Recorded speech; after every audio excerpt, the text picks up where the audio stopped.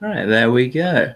Good evening, everyone who's not here yet. I am here with Ansgar Odinson. You know what happened to the last guy who caught me stealing money for the Furry Liberation Army? You know what I don't happened to know. him? I don't know what happened. He got a basket full of pencil bombs. That's what happened. Oh, bloody hell. Well, I understand that you have recently come out of the closet as a furry terrorist. I am fighting to end the oppression of furries. That's what I'm doing. And you thought the Hindenburg was an accident? That was me. That was me. Well, that might explain why I had to track you down in this bank vault. Yeah. We need money. I mean, pencil bombs don't build themselves. Outstanding. Well, I put the title as.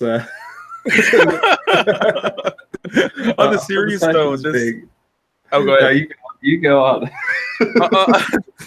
This avatar was drawn for me. I am an artist, but this avatar was drawn for me by someone, Unvarnished Void. You can check them out at Unvarnished Void. She's having a sale actually on commissions, and her husband has to have a surgery, and which means a lot of downtime. Which means, not a lot of money coming in, so they need a little extra money, which is why I bought this. And I just recently got accused of being a furry terrorist, so I said, draw me as a furry terrorist, and this is what she came up with, so I've been having fun on Twitter. Outstanding. Well, remind me later on, and I will put a link to the artist in the doodly-doo. Absolutely. Right. What was I going to say to you? So I've put the title as being an independent artist, which is kind of a theme for both the avatar and yourself. So I understand that you're doing a bit of a graphic novel. I am. I actually have a unique plan for it because, as an independent artist with not a whole lot of attention yet, you can't just go, I'm going to print, and I'm currently working on it. So right now, my patrons are getting frequent art updates and things like that, and then it's going to be published as a web novel, or I guess a web novel, really more than a web comic. It chapter by chapter, pretty much like if you've ever read a print comic book, about the size of a normal print comic book. Will be published once every so often on the web. And when I've published enough of those to make up an entire graphic novel, then I'm going to go to print for people who aren't patrons. Probably do like crowdfunding or something. Would you be doing possibly a discount for fellow furry terrorists? I might be able to do a discount for fellow furry terrorists, especially if you're willing to join the Furry Liberation Army. Outstanding. I might very well be willing to do that. Being covered in fur myself, I feel it is important that the floofs stick together. We are a hated minority. So I've heard. People don't like the fur. So tell me, what sort of troubles and tribulations have you had getting the sort of graphic novel idea going?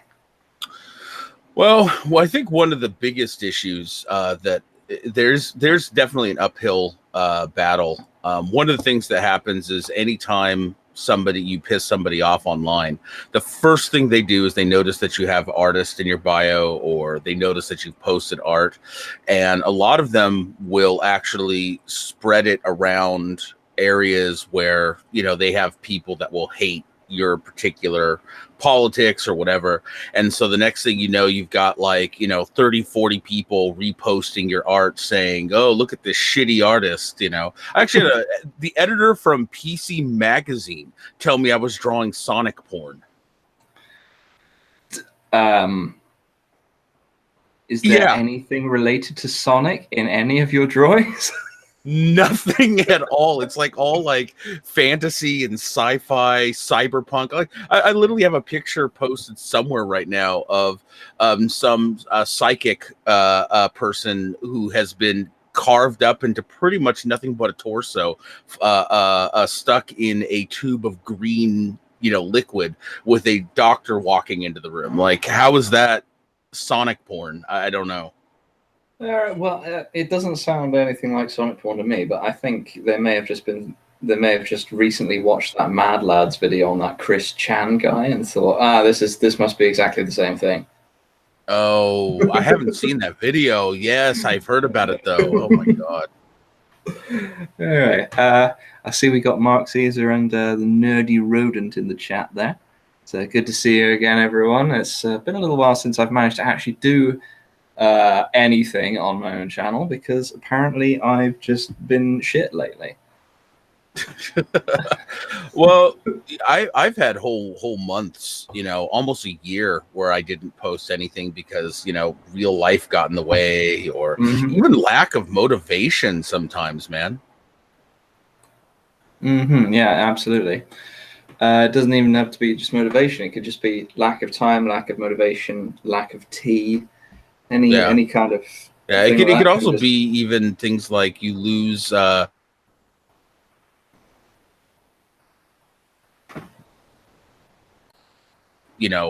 If they're gone by the time you have a chance to even respond. If you, that's definitely a thing. If you're trying to do response things to current events, and by the time you've made a video, everybody's moved on to the next thing. Which, if I did responses that weren't, if I ever did response videos to things that weren't already like 10 years out of date, then that would be a real issue for me. Because what was it I did? I did a video with Not Your Witness about a Ken Ham article, and it was an article that when Notcher was going through the article and reading it out, read the date, and it was from like 2005 or something like that. Oh no. And I didn't actually give a shit when it was from. I just wanted to point and laugh at Ken Ham. But yeah. Well, I mean, previously on my channel, pretty much all I ever did was I didn't really do current events necessarily.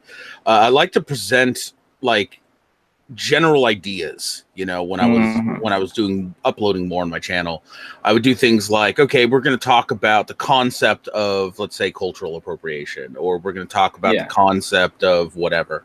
And so I did that a lot. Now I'm still doing that, but it's just taking me a lot longer. Mostly once a week, my wife and I have a short little podcast where we talk a little bit about the comic, some of the updates, and then we'll talk about some random nerd culture current event.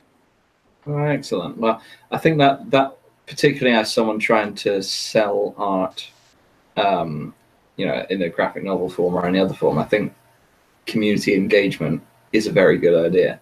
I don't make anything doing any of this shit I do online. I do it entirely as a hobby and to vent. So I just like faffing around with video editing software and seeing my little peoples do stuff. That's how it started off for me. I mean, the graphic novel thing I knew I always wanted to do. It's just I wasn't really in a position to do it until just now, until, I shouldn't say just now, but rather recently. But what really propelled me forward was I've been a long-time comic book fan. And some years ago, I was already starting to make my own. I already had all these characters and stuff, and we can get into that later. But I was already starting to kind of write a story and develop it with my wife. We do everything, together in that regard. And the comics that I was reading just started really going downhill. And I think for me, the really big one was when, superheroes in particular started turning into these like wish fulfillment avatars for the writers. They weren't teaching us things like restraint, and they weren't teaching us like or inspiring us to be better. They were just like, oh, I wish I could just break that guy's jaw because he said something shitty. I wish I could do this other horrible thing because somebody was a dick. And I was getting really disillusioned. And so that's why you're doing adult themed things now. Well, I mean, the adult themes, I guess. Okay. I'm radical. I'm kind of radical in one respect. I think that healthy adult sexuality should be normalized, right? No, I don't disagree with you there. And so like for me, yes, we do some BDSM in the comics. Thank you, Mark Caesar.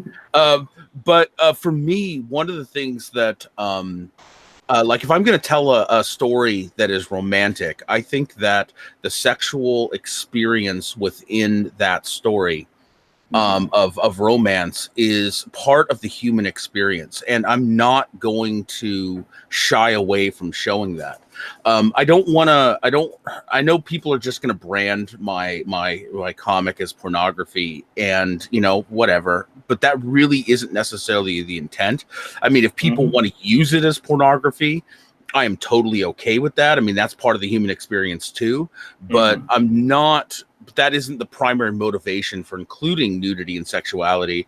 It's just that this is a visceral human thing that we go through and we experience in life.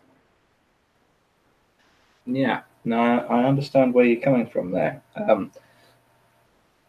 I'm personally of the opinion I'm not a big writer of comics or anything like that. I'm not a super amazing artist, although I do write short stories from time to time. But one of my main creative outlets is roleplay. And before anyone gets started, I'm not talking about in the bedroom roleplay, although I'm not averse to that idea. And there are elements of sexuality in the roleplay I do. Just because if the characters find themselves in a romantic situation or feeling or it feels right for the characters to engage in that kind of activity, I don't think it's necessary to just go, oh well, we'll just ignore that and carry on with the rest of the role play. Yeah, I agree. Actually, that's where a lot of my stories come from. Originally, we designed a role-playing game universe that incorporated all of our favorite things, my wife and I. And all of these characters in these comic books are role-played so deeply that we know every little thing about them. Like, character development is really important to us. So, we know their sexual habits. We know the music they like, what kind of clothing they like to wear. We know all of that.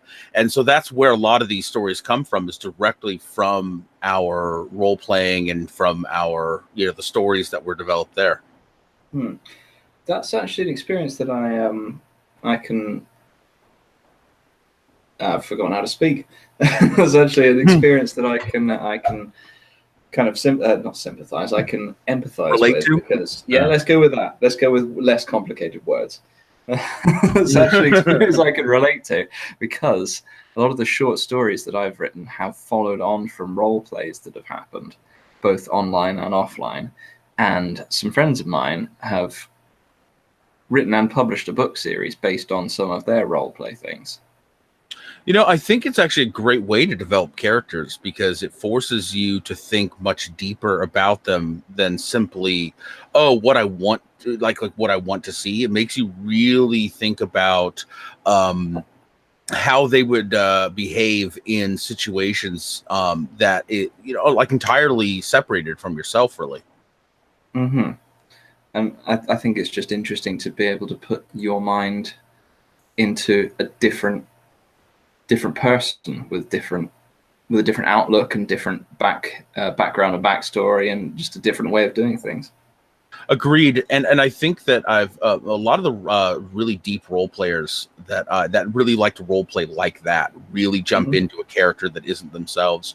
I've noticed that they have an easier time being able to look at the other side of maybe a political discussion or an argument and be able to say, I see where that person came to that conclusion. Like what in their life might have led them to that. I've noticed that there's a real, increase in tolerance around the role play community. I think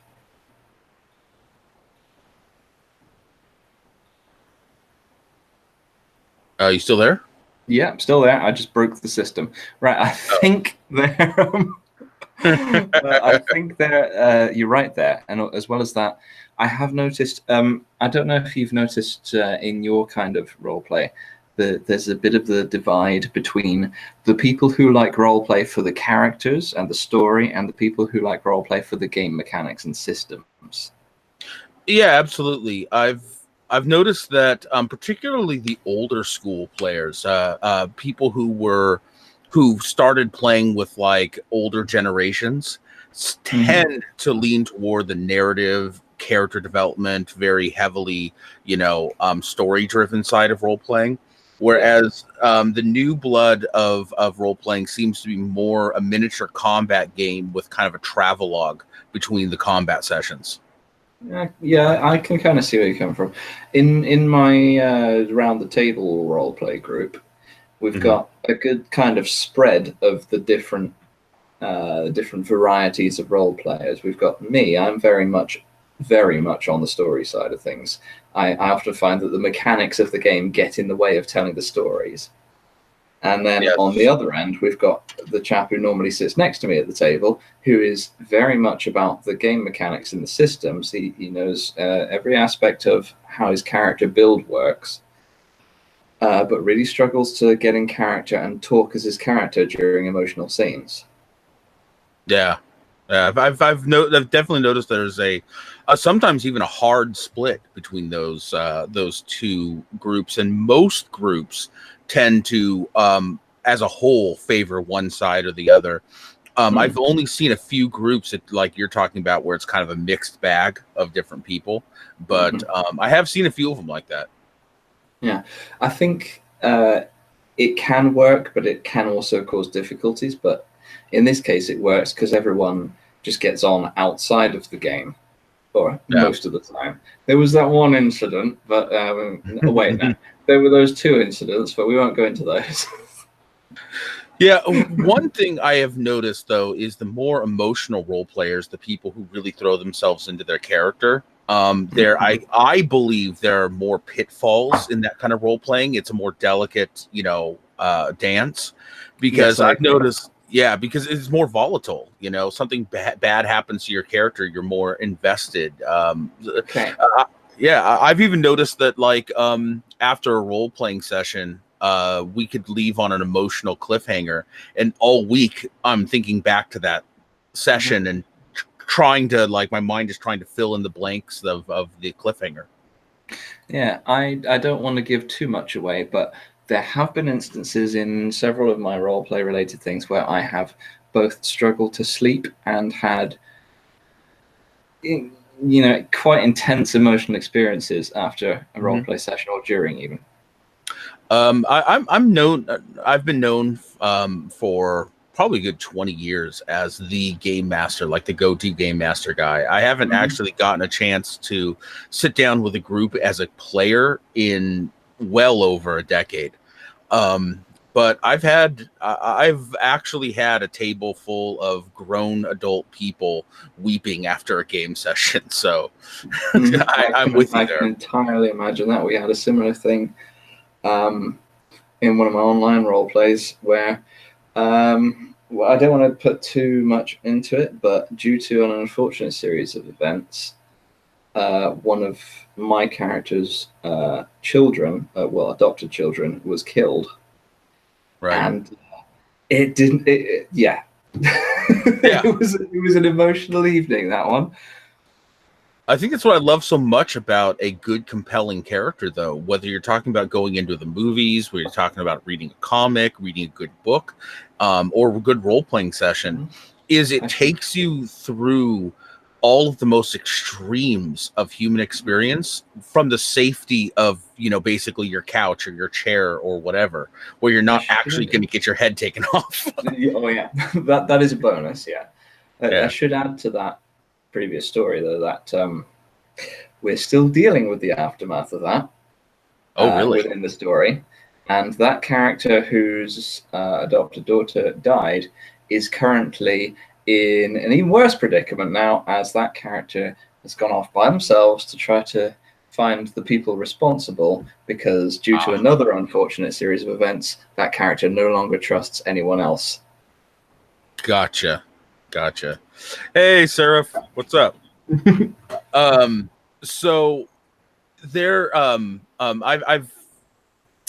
gotten very attached to a few characters like that, and when really bad things happen in some of these sessions, but you know, as harsh emotionally as those experiences can be, I think that's what draws me to them. You know, it's again, I can experience these hard emotional highs and lows and ups and downs, and it's all safe. You know, nothing really bad is going to happen.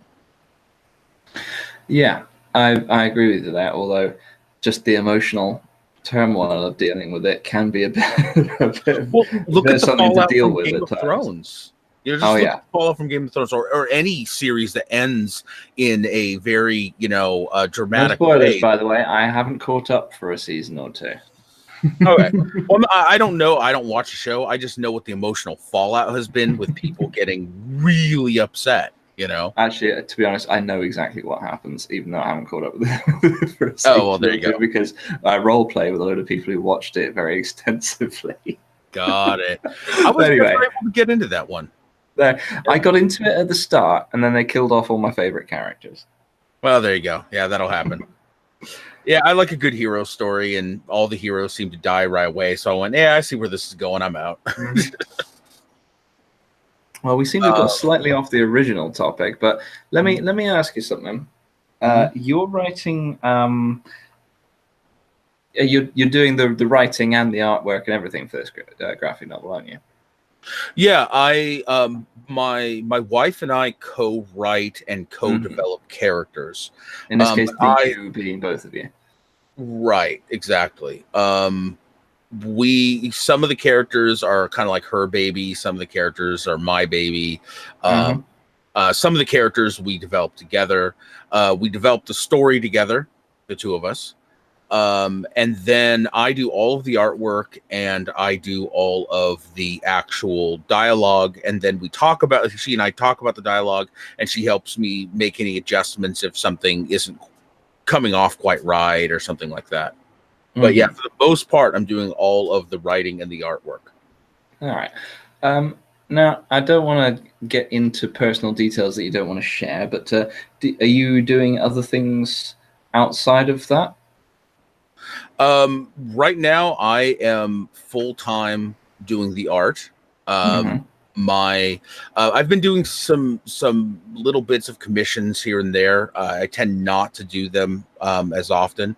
But my wife, well, when we had underage kids, I was the house dad because, yeah, my wife wanted me to stay home because I was better with the kids. She went to work. I was able to focus on the art. Now that they're out of the house, she wants me to continue staying home and focus on the art, or we'll never get anything done. Yeah, so that's just worked out better that way around for you. Yeah. All right. Because I was forgetting where I was going with this line of questioning. Oh, that was it. I was reading some blog articles by one of my favorite authors, or rather, the author of one of my favorite book series, about how she was dealing with the business aspect of writing. But as she was writing it's a Star Wars book series, and she's an independent author. Oh, cool. So, kind of subcontracted for the Star Wars at the time. By Lucasfilm. So she was talking about the struggles of doing that as a business, especially when it's in someone else's playground. But as I imagine, you don't have the same problems there because it's your playground. Well, that was actually one of the big things. Like when I first came out of art school, I really wanted to get into video game design because I wanted to tell my stories in video game format. Yeah. But then I took a hard, long, realistic look at the industry and realized that I'm going to be the guy that's just like painting some texture all day. You're going to be doing the wall textures, yeah. Right. I'm never going to be the guy making creative decisions and writing stories unless I get super lucky. So I'm like, okay, comics. I'll go into comics. Okay, the only way I'm going to do that is if I write my own comics and publish them by myself and, do my own thing. So that's how I landed here. Well, I mean, you could end up doing the stories and stuff if you were working for a small independent developer. Possibly, but then, yeah, I know what you're saying. That would still be a secondary thing. Yeah, and they would end up saying like, okay, but you have they put constraints because like, let's say you go to work for an independent developer and they've got their own little comics universe. They're not going to let you have some character you're writing about, make some kind of huge alteration to the canon. You know what I mean? Yeah. So yeah, it was just easier to do my own thing. And so what I did was I first started just like combining all of my favorite things. And so at first, I mean, this may sound like a forced shoehorning in, but I really was looking for a way to shoehorn in all of my favorite things into one thing. But then once I got it all shoehorned and it was awkward and not, seeming very realistic, it just from there, it was 5, 6, 7 years, maybe more, of continual development of sandboxing it out until it all actually felt like a living, breathing world. Yeah, I can kind of appreciate that. You've got to actually, once you've just crammed everything together, you've actually got to let that kind of, a role play setting would probably help with that, because then you can kind of just see how everything actually interacts once you've thrown it all together. Exactly. So the setup for this world is basically it's an alternate world from ours, because at first I was trying to do the future, but then I realized I don't know when these comic books are going to be published. I don't know when I'm going to get these out. So I don't want to be constantly chasing a future date and moving timelines. So it was just easier to go, okay, this is an alternate universe. So there was a Third World War. One of the chief primary weapons of this world war were genetically enhanced super soldiers. Basically, people given the killer instincts and physical attributes of predatory animals. All right.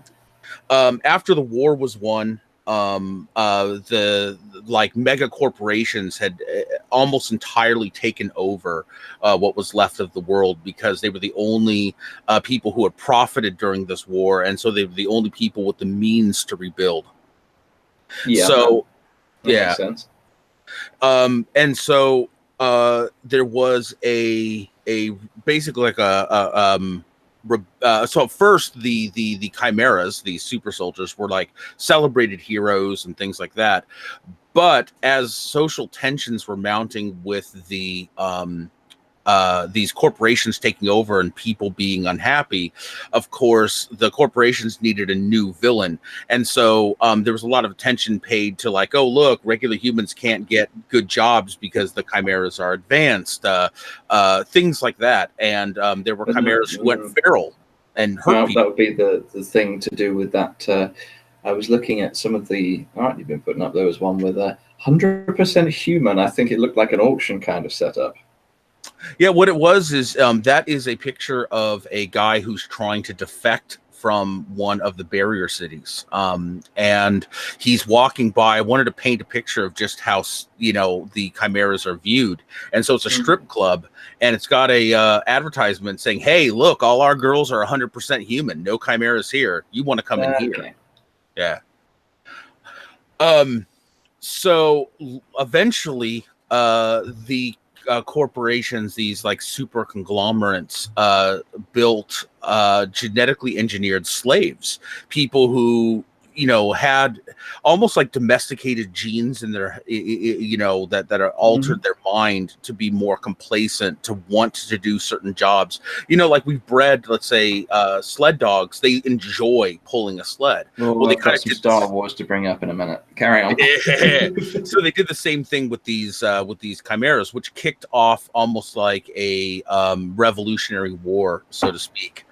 Now, in this time period, most of the United States is completely wildlands. It's, blasted landscapes, toxic landscapes. Some of it's, beautiful, lush forest that's retaken things, with everyone living in these barrier cities. So eventually, people got out of the barrier cities who were fighting against the corporations and kind of went underground. Long story short, there was a war. There was eventually the rebels were given their own were basically given, okay, we won't make any more of these slaves. Let's cease hostilities. You go your way, we'll go ours. And now we're dealing with the characters who are trying their best to hold together and build a society out in the middle of nowhere. And so there is some politics involved in what do we value? Do we value freedom? Do we value safety?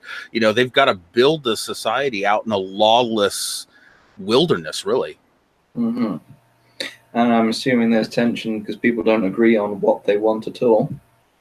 Exactly. And then as a little bit of time goes on, we introduce things like the supernatural because it's just fun, and the comics themselves center around a team of people who have started a you can go back to the Victorian era in particular, in like places like Britain, where the government didn't necessarily fund public education. So what happened? Well, people of money would come together and form societies. And so these societies would do things like, oh, you think that, this, you might be onto a new scientific breakthrough. Come pitch your idea to us and we will fund it. Or you want to go find some lost civilization, come pitch your idea to us and we will fund it. There were various scientific societies for exactly that purpose. Right. I want to go on an expedition to the Amazon. Go, well, why? I think there might be dinosaurs. Here's £5 million. Exactly. And so this centers around a group called the Luminarium. These luminaries, they do exactly that, only because it's a comic book and not reality. They're the ones actually going on the adventures. Okay, so they're kind of wealthy chaps who also like the adventure. Right. Some of them are the money people who do some things. Some of them are just they're so brilliant or so adventurous that they've been brought into the society or whatever. But yeah, they're a society of learned chaps and ladies who go on adventures and try to push the frontiers of science and understanding and discovery. All right. I'm assuming you have all kinds of fun and amazing adventures planned for them. Absolutely. And a whole lot of arguing over ethics and politics, and politics and morality over what to do about many of the things that they find. Outstanding. Well, I'm certainly getting more and more interested as you go on in reading this. Well, thank you. It's very much style-wise a clash between cyberpunk and what I would almost call steam fantasy, a merging of steampunk and high fantasy into one, because as they discover magic in this fictional place, their society goes that way, whereas the corporations, the barrier cities, are very much, cyberpunk and dark and creepy. I do like a bit of cyberpunk. Yeah, I've always liked, if nothing else, the intrinsic warnings that sort of come with cyberpunk. The messages of, hey, watch out for these dangers. Well, all the various punk genres have got aspects of that, but cyberpunk particularly has that that specific message of, it's often set in kind of a near future where everything's gone a bit shit. Yeah, you should probably avoid this happening, guys. Right. Well, the thing is I almost see some of that starting to happen, with social media. Here we have the most powerful forms of communication. I know there's plenty of people who will disagree with me, but here we have the most powerful forms of communication ever invented, and they're entirely unregulated. We have three corporations that essentially can decide who can speak, what they can say, and why they can say it, and how much impact what they say and how much reach what they say will have. Yeah, that's beginnings of cyberpunk in my mind. No, I can see entirely where you're coming from with that. Um, Here's the thing for you. You mentioned you kind of started it when you left art school. You sort of started to forge your own path in towards making the stories that you wanted to make. Did For you sure. ever do anything to do with the mainstream comics industry? No, I didn't get a chance to do anything with them. Right out of art school, I was making money for local clubs in Los Angeles, doing things like flyers and crap like that. You know, Oh, they, yeah. yeah, Saturday night we've got DJ, Ass Face, come see him, and I would print up a bunch of those, and they'd have people go distribute them around LA. Yeah, some of the ones we've got around here actually for club promotion they've got some quite good art on them. Yeah, back Some of then them they is a didn't load even of bullshit want as well. my art, man. Back then they didn't even want my art. All they wanted was like, okay, Photoshop these pictures together with a logo. It's like, okay, if you want to pay me, $200-300 for that, I'll do it. I think you could get more out of me for that, but Could paint you whatever. something, but okay. Yeah. I mean, I can do the photoshopping bit. I can't do the painting bit so well. Yeah, I mean, photoshopping a couple, photos together and then dropping in a logo. I mean, why would you even go to a professional artist for that? I don't even understand. Yeah, you could grab some random prick on the internet who puts badger videos online. You could. Incidentally, if anyone wants to pay me to Photoshop some logos together, I can do that for a small fee. There you go, man. Hey, LA, if you're listening, if you need a couple photos with some logos on them for your club, contact the Badger. He'll Photoshop the shit out of those logos. I mean, honestly, most of them were just like some, like we took a picture. Usually, it wasn't even legal, where they took some picture that they didn't have the rights to of some people dancing that wasn't even at their club, and was just like, okay, put our logo on this and the times and dates. It's like, okay. I just don't want to hear about this shit when you get maybe don't include my name on it. Yeah, don't need that exposure. No. All right. Because I've been doing a bit of looking into things to do with both the comics industry and other entertainment media lately because, well, they're cocking it up. Well, they are. Yeah. Particularly, they're cocking up my Star Wars. They are definitely cocking up Star Wars. You know who has some great videos on this? I'm not trying to promote everyone else, but have you seen The Critical Drinker?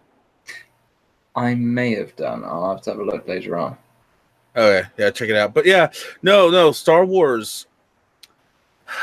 Star Wars is such a legacy because it's basically, first of all, they started off with great source material, Akira Kurosawa movies, and then they built from there into this wonderful science fantasy hero's journey tale. And then the new film, okay, the first film of the new ones was kind of like, okay, they're just rehashing old crap, but nothing truly terrible. And then the second movie was like, we're just going to subvert whatever expectations you have simply because you have those expectations. And in fact, we're righteous for doing so because you're a Star Wars fan and fuck you. Yeah, I blame Ruin Johnson for that. Yeah, it was. Incidentally, by the way, one of the people who have been making evidence against my furry terrorism actually photoshopped me in the director's chair on the set of the second new Star Wars film. I wouldn't want to be associated with that if I was you. Yeah. No, they are definitely cocking up Star Wars, man. I hate what they're doing. I'm sure you've seen some of my my Twitters about it. Yes. I feel like it was a hate letter to Star Wars fandom, especially what they did to Luke. Yeah, I do feel rather shat on, like personally. Not just because of the Luke thing and the film in general, but because all my investments in what am I talking about? All my investment in Star Wars, a lot of it came from the expanded universe books. Yeah. And Disney just kind of went, yeah, well, fuck that. We're just gonna, yeah, fuck it. We'll just do what the fuck we like and rewrite the entire canon. Yeah. And thing is if they wanted to do that and then draw from the extended universe for some great stories, it wouldn't have been so bad. Well, they've done that a bit, but they fucked them up. Right. They didn't even do it well. They fucked up Thrawn. Oh. They fucked up the Mandalorians. Yes, they did. Although the wheels were already set in motion by that before Disney took over by the Clone Wars. Nah, I wasn't a big fan of the Clone Wars, and I know that's an unpopular opinion, but I liked bits of the Clone Wars, but they cocked up the Mandalorians. Yeah. I think one of the real travesties for me is what's her name, Matilda Swinton or whatever. Her she was supposed to be this like unstoppable force of a the most badass stormtrooper to ever live, and she instantly gets made a fool of twice in a row. Oh yeah.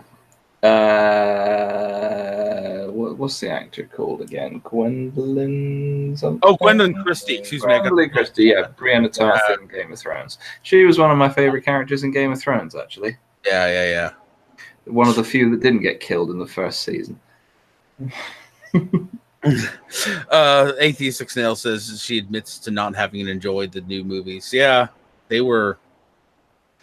The first one was nostalgia. I see you, by the way, there, Eternal Khajiit.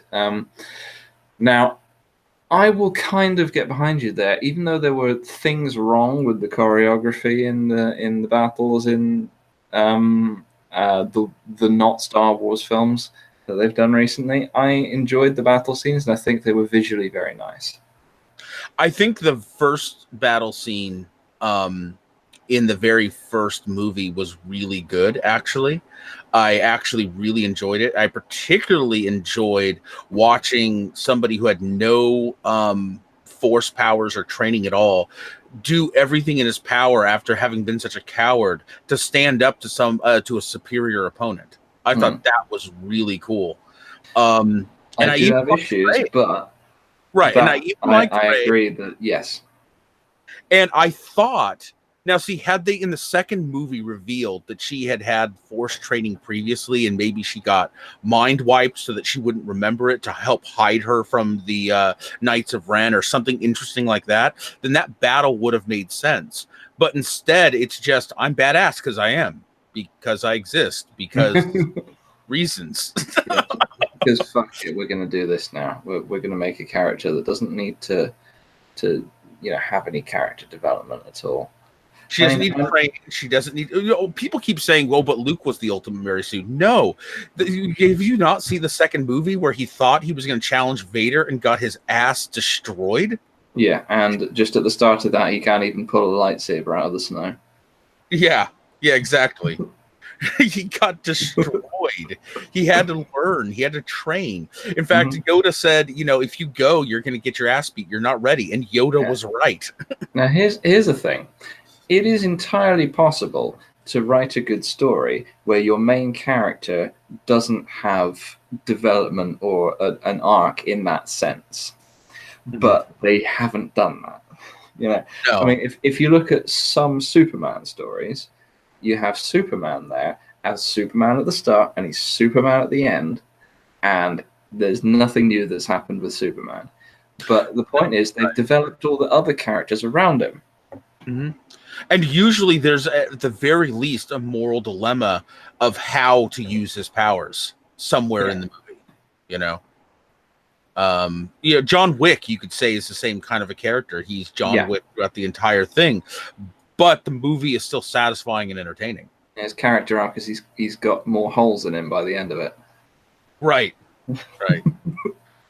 But yeah, you're right. They haven't done that, and they they've played so fast and loose with the Star Wars canon and the world that it doesn't even feel like the same world anymore. Yep. It's it's not, because they've rewritten the universe. So yeah, as far as I'm concerned, they are knockoffs that they've just glued the brand name on.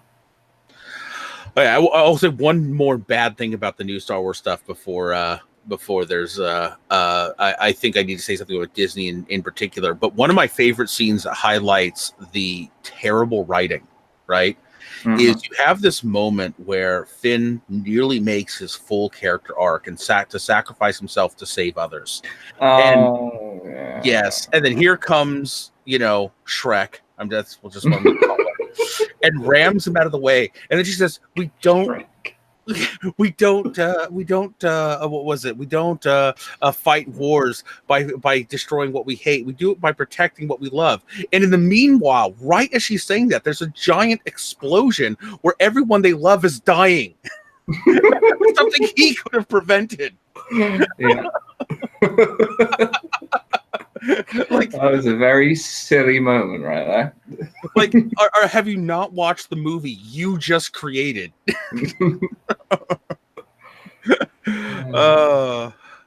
So there's that. But yeah, I think one of the big problems is you've got Disney gobbling up all of these entertainment franchises, and they don't know what to fucking do with them.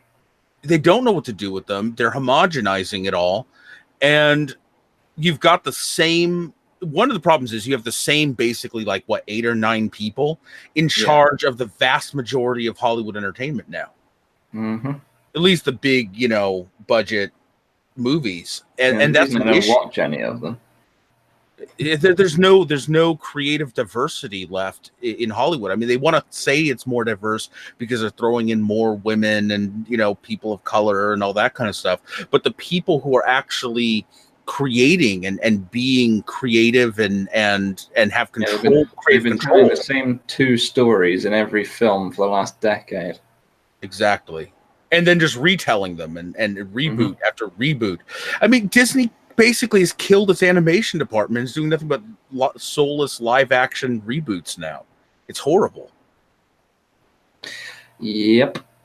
Let me come up with a little scenario here. By the way, have you seen the video I did where I went and fixed the 2 new Star Wars knockoffs? Yes, and I think you did a good job. Well, thank you. Well, no, I think you did a good job. Because I think there's salvageable material in both of those, salvageable elements. Well, we could have had an epic fucking battle between this Snoke character that they killed off for no apparent reason and Luke. Yes, if we'd had the massively overpowered Luke from the books. And I had no problem with him being a hermit and trying to hide, but seriously, they even said in the first movie that he left his contact info just in case he was ever needed. So don't you think he should be like, oh well, I guess I'm finally needed then, yeah. Right. Well then, yeah, I left you my contact info, but you weren't supposed to use it. Right. Wait a minute, you needed me? I didn't think that would ever happen. You need the most powerful Jedi in the universe? I never expected you to actually need it. Go away. Yeah, whereas if you read him in the books, he's actually he's an excellent character. He still goes through struggles in spite of the fact that he is the most powerful Jedi currently alive, possibly ever, and is exceedingly OP in the books. Let me just tell you a little about Luke Skywalker in the books. All right. He traveled after the original trilogy. He traveled all over the galaxy, meeting surviving Force-using traditions that weren't Jedi, so it escaped the Jedi Purge. Learning their techniques that the Jedi of previous generations had scorned because, we're the Jedi, we don't need that shit. Right. And, becoming a much more powerful, but also a much more open Jedi, and creating a much more open Jedi order than what had come before. He was there going, he didn't have all the same restrictions on members that the previous order had had. It was less rigid. It was more, yeah. And as well as that, if you look into how just powerful he is in the books, but if we look into just one example of an ability Luke has in the books, it is said that if Luke roots himself in the Force, a black hole wouldn't be able to physically move him. Yeah, that's extreme. But they set that up in the movies where they said that, size isn't a, there is no limit on the Force, really. There isn't. Yeah. Yet, he's still able to be challenged by other characters. In spite of this immense power that he has. For example, in one of the books, he meets this bird Jedi who is able to essentially make herself tiny in the Force, and he finds that he is unable to affect her with most of his Force shit because her Force presence, she's just made it so small that he can't find it. Right. That's clever. That's clever writing, actually. Yeah. Yeah.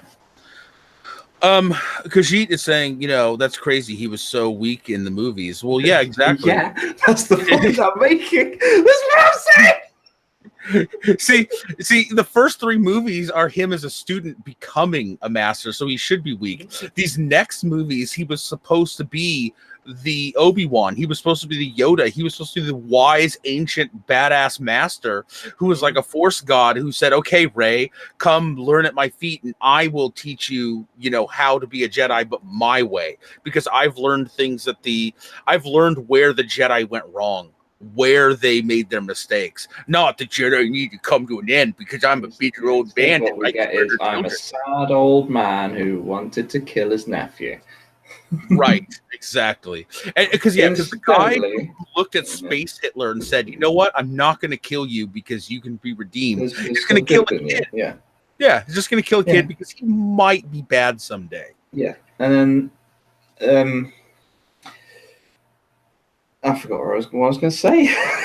How powerful he was and where to go. Yeah, we did that. What was I going to bring up? It was Luke related. That was it. Ben. There is no fucking Ben. No. The Solos had 3 children. Anakin Solo, Jason Solo, and Jaina Solo. There was no fucking Ben. Yeah. Yeah. I don't like Luke had a child called Ben, which he named after Ben Kenobi. Right. What connection does Han and Leia have to Ben Kenobi? They never knew him as Ben Kenobi. Yeah, I don't. What's so funny is I used to kind of really dislike the prequels because of how much lore bending they did. But then I saw the new movies and I'm like, hey, the prequels aren't so bad. Now, the prequels had issues. Yes. But they were still Star Wars. I like them. Yeah. Yeah. There's bits of them I didn't like Jar Jar can go fuck himself. But well, I really played it though. The guy, and I also didn't like that. What Ben Kenobi suddenly doesn't recognize these droids that apparently he has been fighting alongside for decades. Oh, hello, Skeptic Reviews. Nice to see you.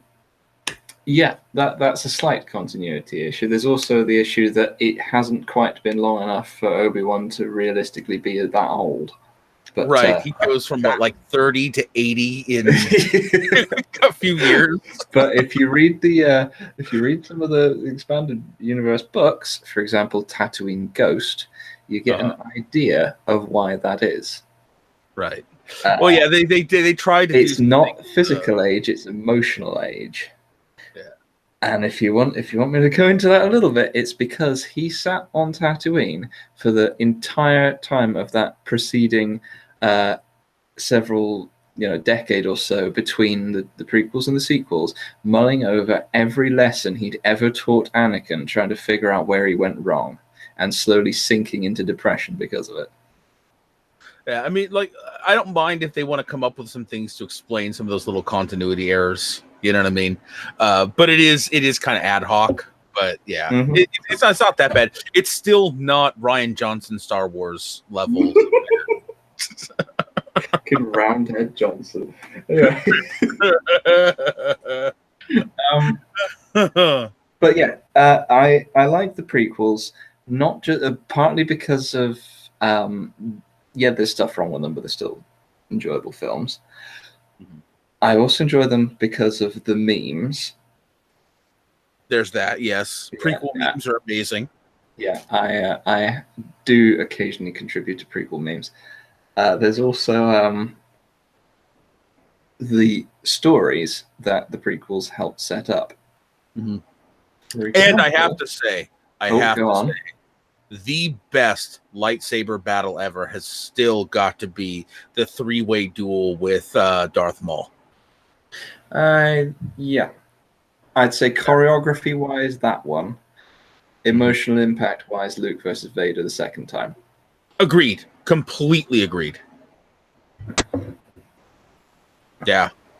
Yeah, I love especially the explosive rage from Luke at the end, and then the having to calm himself, and yeah. And it perfectly fits the music. It does. And it's the perfect arc to the character too. It completes the journey so satisfyingly. Mm-hmm.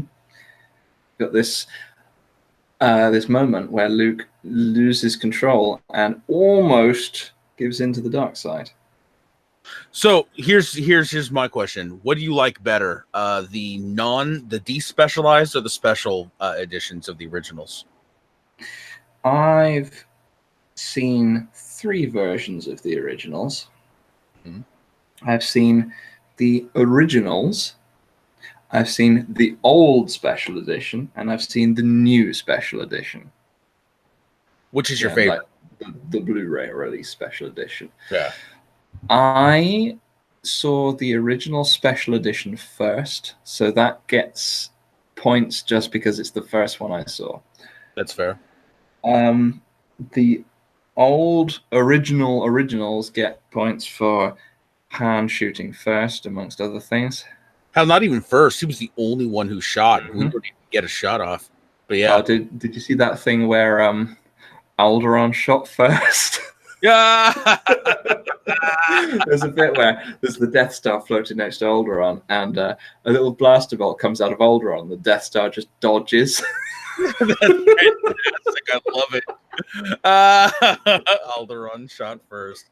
Oh, that is. I have to see that. Link that to me on Twitter after this chat. I'll see if I can find it. That's great.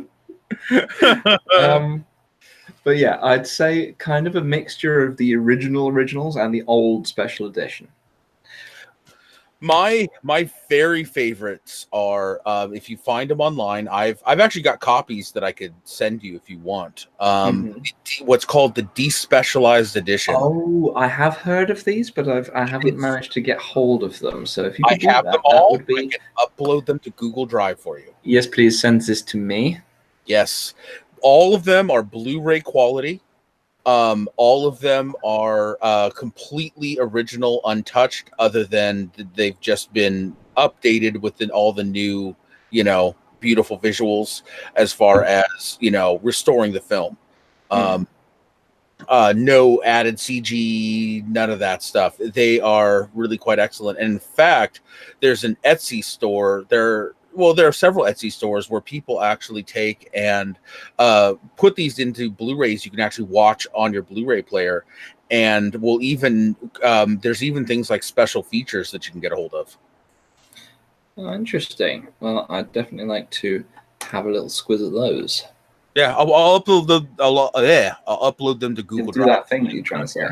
Yeah, that thing. It's the fur.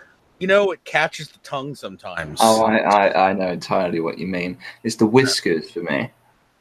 And so people who make fun of us tripping over our speech, they're really just horrible bigots, and they need to be better allies. Let's go with that. But it's not just that for me; it's the dyslexia as well. My wife is horribly dyslexic. Well, I can relate there. Although I am entirely capable of reading, I'm just slower than average and have issues with other things due to it because I was very well taught by my mother to be able to read. That's good. That's good. Yeah, but my wife doesn't have any problems reading. Interestingly enough, it's the writing where she gets in Yeah. trouble. If it was just the primary school that I went to that had been trying to teach me to read, I'd be pretty much fucking illiterate at this point. Oh, geez. Yeah. Because they had no idea what dyslexia was. But, fortunately, my mother was a retired teacher, did a lot of research, and fixed it. That's good. That's good. Yeah. I think parents being, involved in their kids' education to that degree is really important.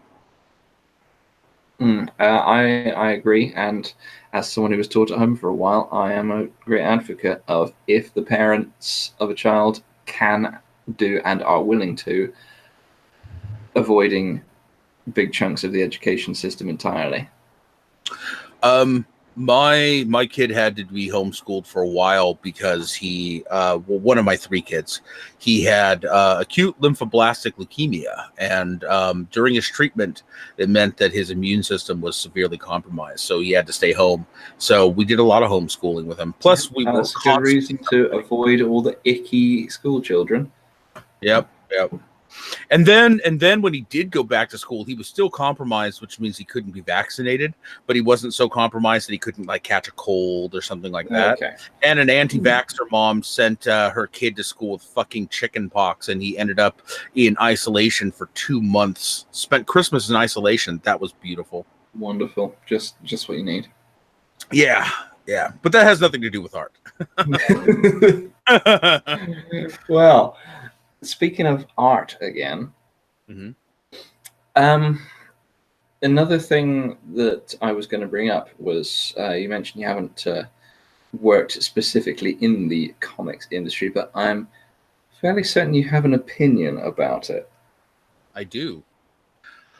Well, for a while, like I said, I started noticing that heroes were becoming more wish fulfillment, less heroes. More recently, though, when the MCU first launched, I was very excited because, like, the first Iron Man movie was pretty close to the comics. Like they make changes. Okay, so what? But as the MCU went further and further and further, there started to be this whole thing where, like, what happened in the MCU became the comics. Like at first, the comics were the source material the MCU was building off of, but now the comics have become more of an extended universe material for the MCU. And that's what bothers me the most. Like, okay, if you want to make, changes to one of my favorite characters in your movie, and that's all it is, I'm going to go, that was stupid. I didn't like it, but I'm going to, no big deal. But then when I go to pick up a comic, a week later, 2 weeks later, and the comics are now what's in the movies. Now I'm frustrated. Now I'm upset. Got a problem. Yeah, exactly. That's, and it's happening really kind of all over the comics industry, where the and we've seen it in the video games industry too, where what happens is a niche hobby, like a very nerdy hobby, goes mainstream. And so it tries to pander to the mainstream. And what happens is, this is the most important key thing that happens. When these industries were started, they were started by the artists who were creating them. And the money men were working for them to sell their product. They hired these money men. Now what's happened is, after all this money gets injected into these businesses, the artists become nothing more than a resource. They are, hired, used, and discarded, and the money men are now the ones controlling this creative industry. Yeah, that becomes an issue. Yeah, it does. It sucks a lot of the creativity out. With games, for example, then you get stuff like Fallout 76, where they are now selling repair kits that should just be a basic aspect of the game. And now they have a new one. They have now kits you can buy for real money that will transfer all of that, will allow you to scrap things in your inventory. Yeah, I heard about that on the old Gymquisition. Yep, I like Jim. He's good. But yeah, it's and that kind of mindset is what's hitting the comics, where instead of like, okay, so like instead of in the past, let's say there weren't enough black superheroes, there was no black representation, not enough, and so Stan Lee specifically, like two guys out of the entire lineup. Right. So Stan Lee was like, you know what, we're going to give a comic, you know, that is like by black artists for black people for that experience. We're going to tell the experience of these people in America. And Black Panther was born, a new character, right? These modern money men, they just say, okay, you know what? We need more female and black heroes. So what we're going to do is we're going to slap dark skin on this other character. Yeah, we're just going to make Black Spider-Man now. Right. And then, by the way, Thor needs boobs. Because that's representation. Yeah, but it's not though. Because you just end up going, okay, you've rewritten this character, and the character's not the same character anymore, and I'm not interested anymore.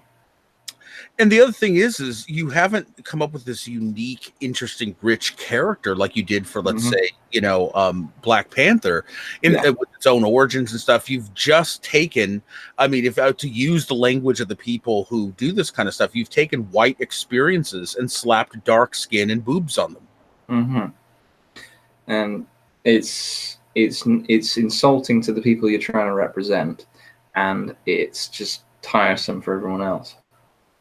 And that's the other thing that I'm seeing so much is there is a lack of representation in something, and it actually is frustrating. I am a deep lover of folklore from around the world. I have a bookshelf devoted to folklore from around the world, and there is so much great folklore. But instead of saying, okay, let's go to Africa and tell the story of Mami Wata, or let's go to South America and tell their stories of these interesting hill dwarf like creatures. Instead of doing that, they say, let's take this European fantasy story and just apply dark skin. It's like, you could have the same 8 freaking stories over and over. I think we had this conversation on the Twitter. You could make an entire series out of Aboriginal Australian folklore. Exactly. There's different tribes all over the entire country with completely different folklore. They've got a lot of overlap in creation myths and stuff like that, but the detail of the tales just varies wildly across the country. And that's the thing is I may have studied a lot of folklore, but there's still a lot of folklore I have yet to discover, and I want to discover more of that in the mainstream media. And you really want to prop up the idea that we are a multicultural society that brings in culture from all over the world and allows it to mix and jive. Start bringing in these old cultural tales. I would love to hear some more cultural folklore. I know almost nothing about Aboriginal folklore. I would love to see some movies about Aboriginal folklore, not just some small independent thing. I would love to see some big budget, Disney budget studio movie about Aboriginal folklore. That would be great.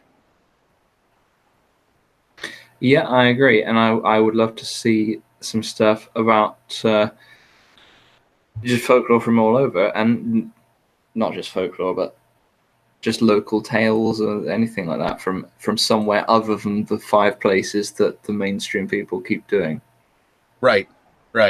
Basically, they do medieval Europe, Bronze Age, Egypt, and or the Mediterranean in general, or just Japan. Yeah, pretty much. Although not so much of that anymore. No, it's frustrating. There's like when the Black Ariel was first announced, it's like I really don't care. I have no dog in that fight, especially since it's another live action Disney movie, and I hate live action Disney movies. I'd love to see them continue employing masterful animation artists and displaying their talent, but there are African folk tales of mermaids. All right, let me poke my nose into that little disastrous puddle. I think there are things with merit that you can talk about where people are changing the ethnic backgrounds of characters from different stories in ways that don't make sense, like either whitewashing things or doing the opposite. That one, on the other hand, I think is the one that has the least merit to that argument, because Ariel is a fucking mermaid. She's not even a human. Right. No, I don't think, like I said, I don't care. Go ahead and change her all she wants. Now you do have to confront something, though. Once she's human and she's being taken into this Danish kingdom of the day, there would be racist overtones, but it's a Disney movie. You can ignore that. They're not actually going to go anywhere with that. Right, exactly. So that doesn't matter. But my point being is, if you're going to celebrate it as a win for diversity, I disagree with you. I consider it a giant nothing burger. It doesn't matter one way or another. I would, however, like to see the tale of African mermaids actually be told, rather than retelling Disney's Little Mermaid again. New paint job, yeah. Right. So yeah, I don't, like I said, I don't care about her skin tone. The people freaking out and saying it's, a ginger genocide and dumb crap like that, they can go jump off a fucking cliff. Give me a break. Yeah, there are people who actually have started propping up the conspiracy theory that Hollywood's trying to erase gingers. That came from the whole Ariel kerfuffle. Okay. No.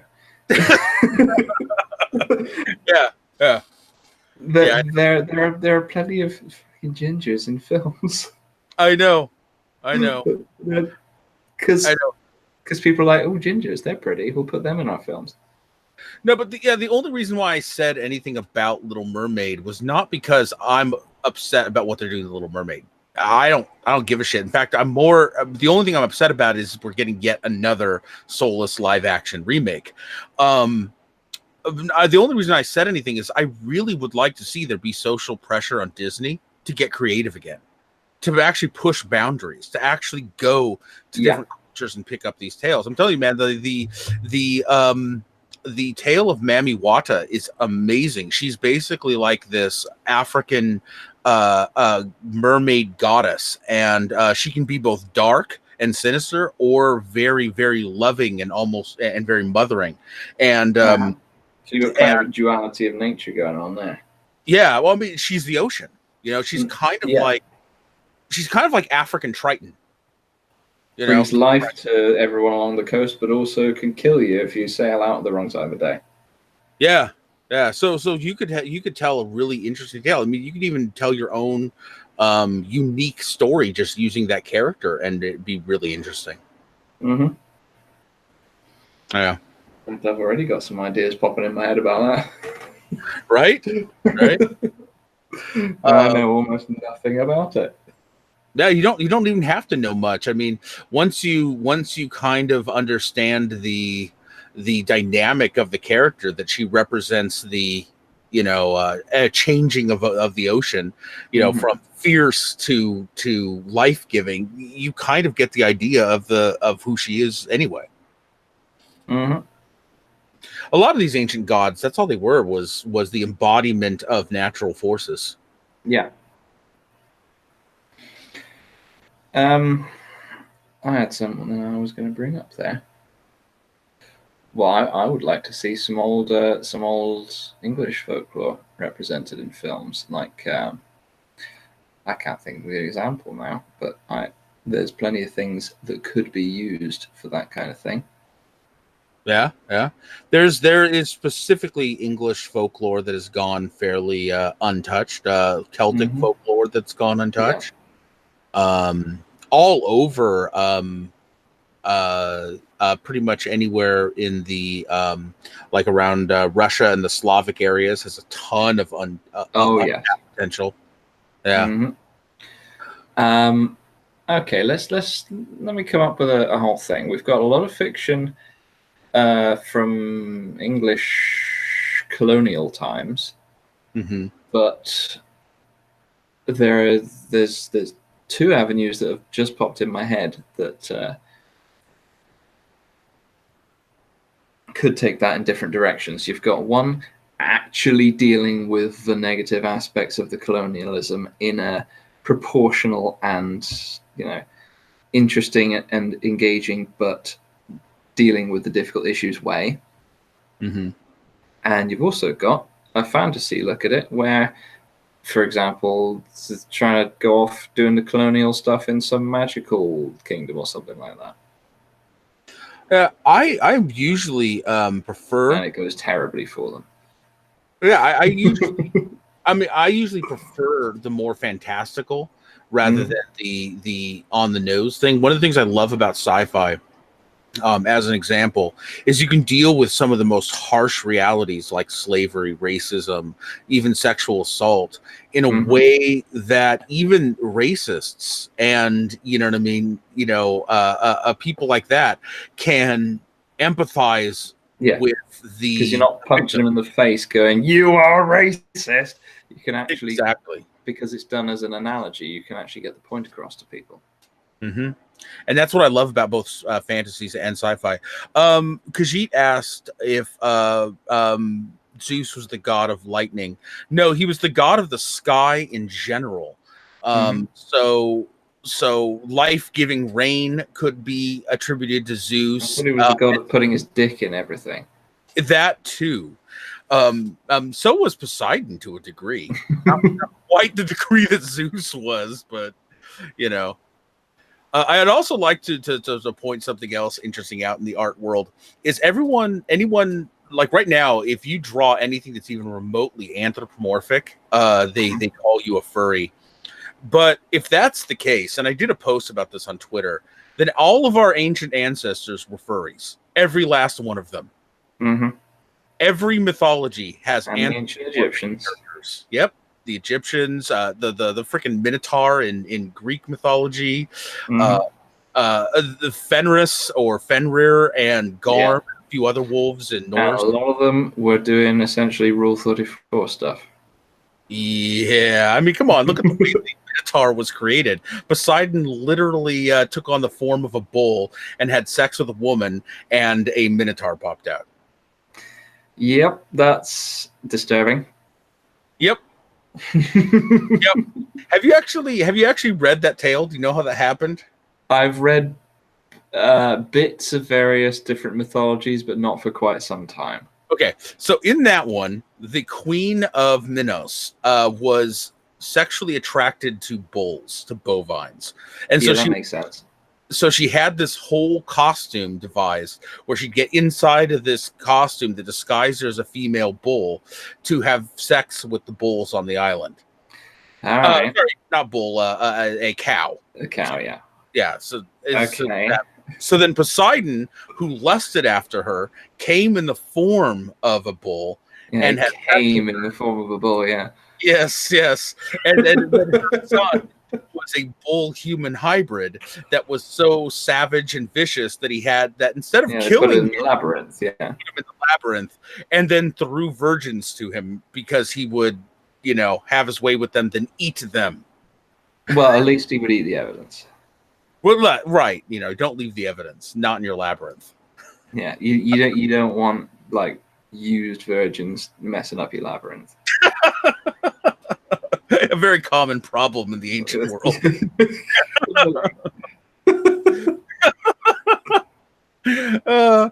They had whole virgin removal services. Oh my god. Ancient mythology is screwed up. I'm so glad that we often tone it down for modern audiences. Oh man, where were we going? We actually were on trajectory. I got no idea. Imagine if they'd had the ancient Egyptian stuff as it actually was in the Stargate. Oh, oh, that would be horrible. Let's not forget all of the incest across all of these.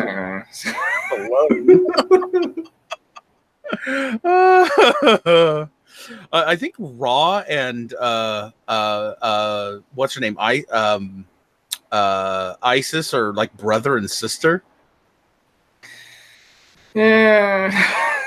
Yeah. And there's that guy who there's that one god who ejaculated all life into existence. Yeah. Well, everyone talks crap about how weird Japan is, but at least their creation myth isn't, ejaculate. They've got a guy that dipped his spear into the ocean, and the like sand and soot from the bottom of the ocean that dripped off his spear is what created Japan. Yeah.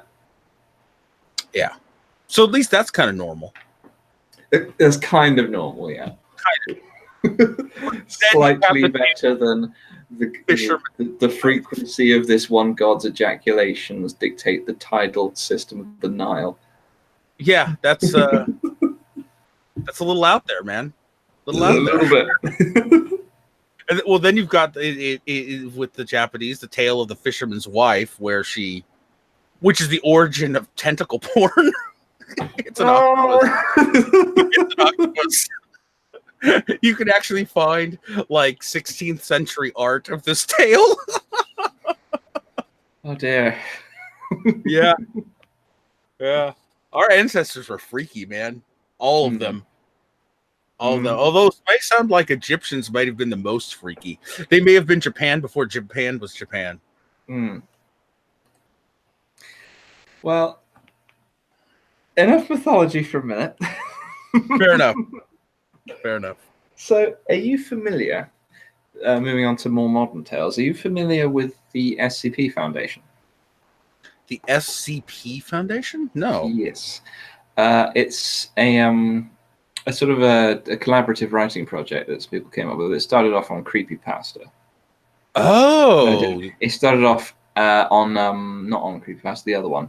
The 4chan thing, I think. Then migrated to Creepypasta, then migrated to its own wiki. Huh. That sounds interesting. I just looked it up. Orla in the chat, please correct me if I've got that wrong.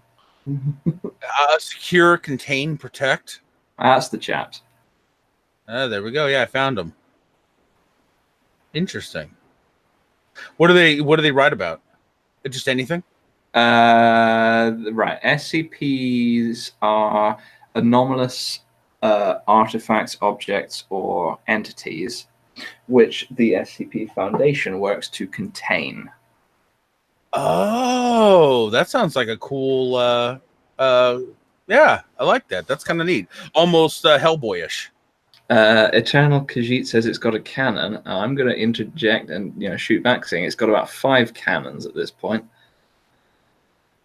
Interesting. How cool.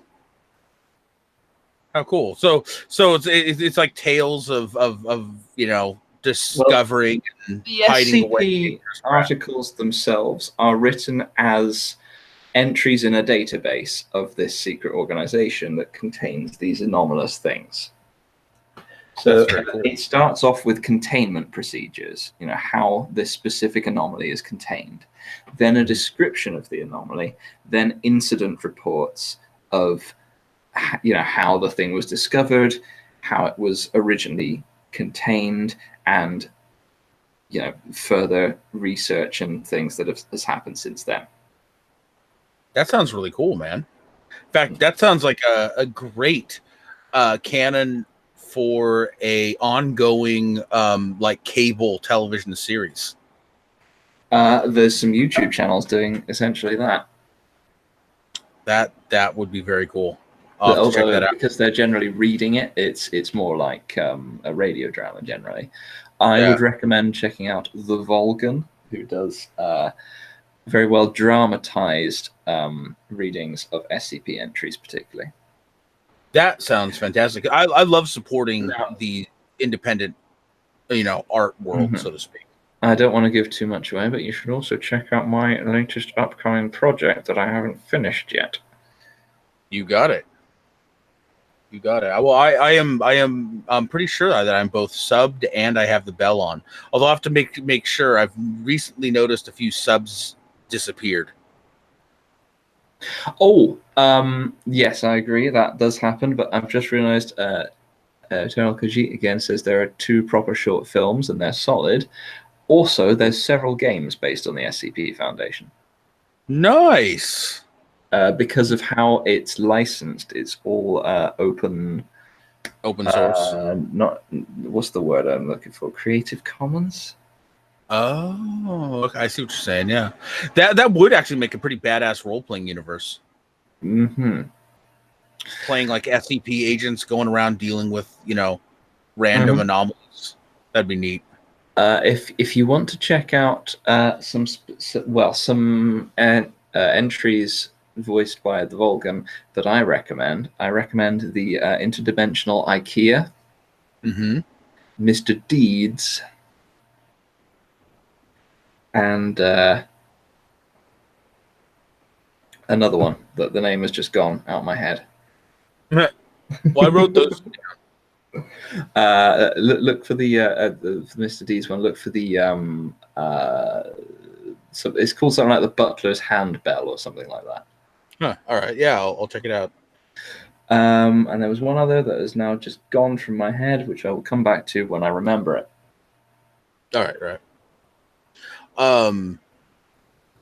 Yeah, I used to follow Creepypasta a ton. I kind of fell out of that, but this sounds actually more interesting than Creepypasta.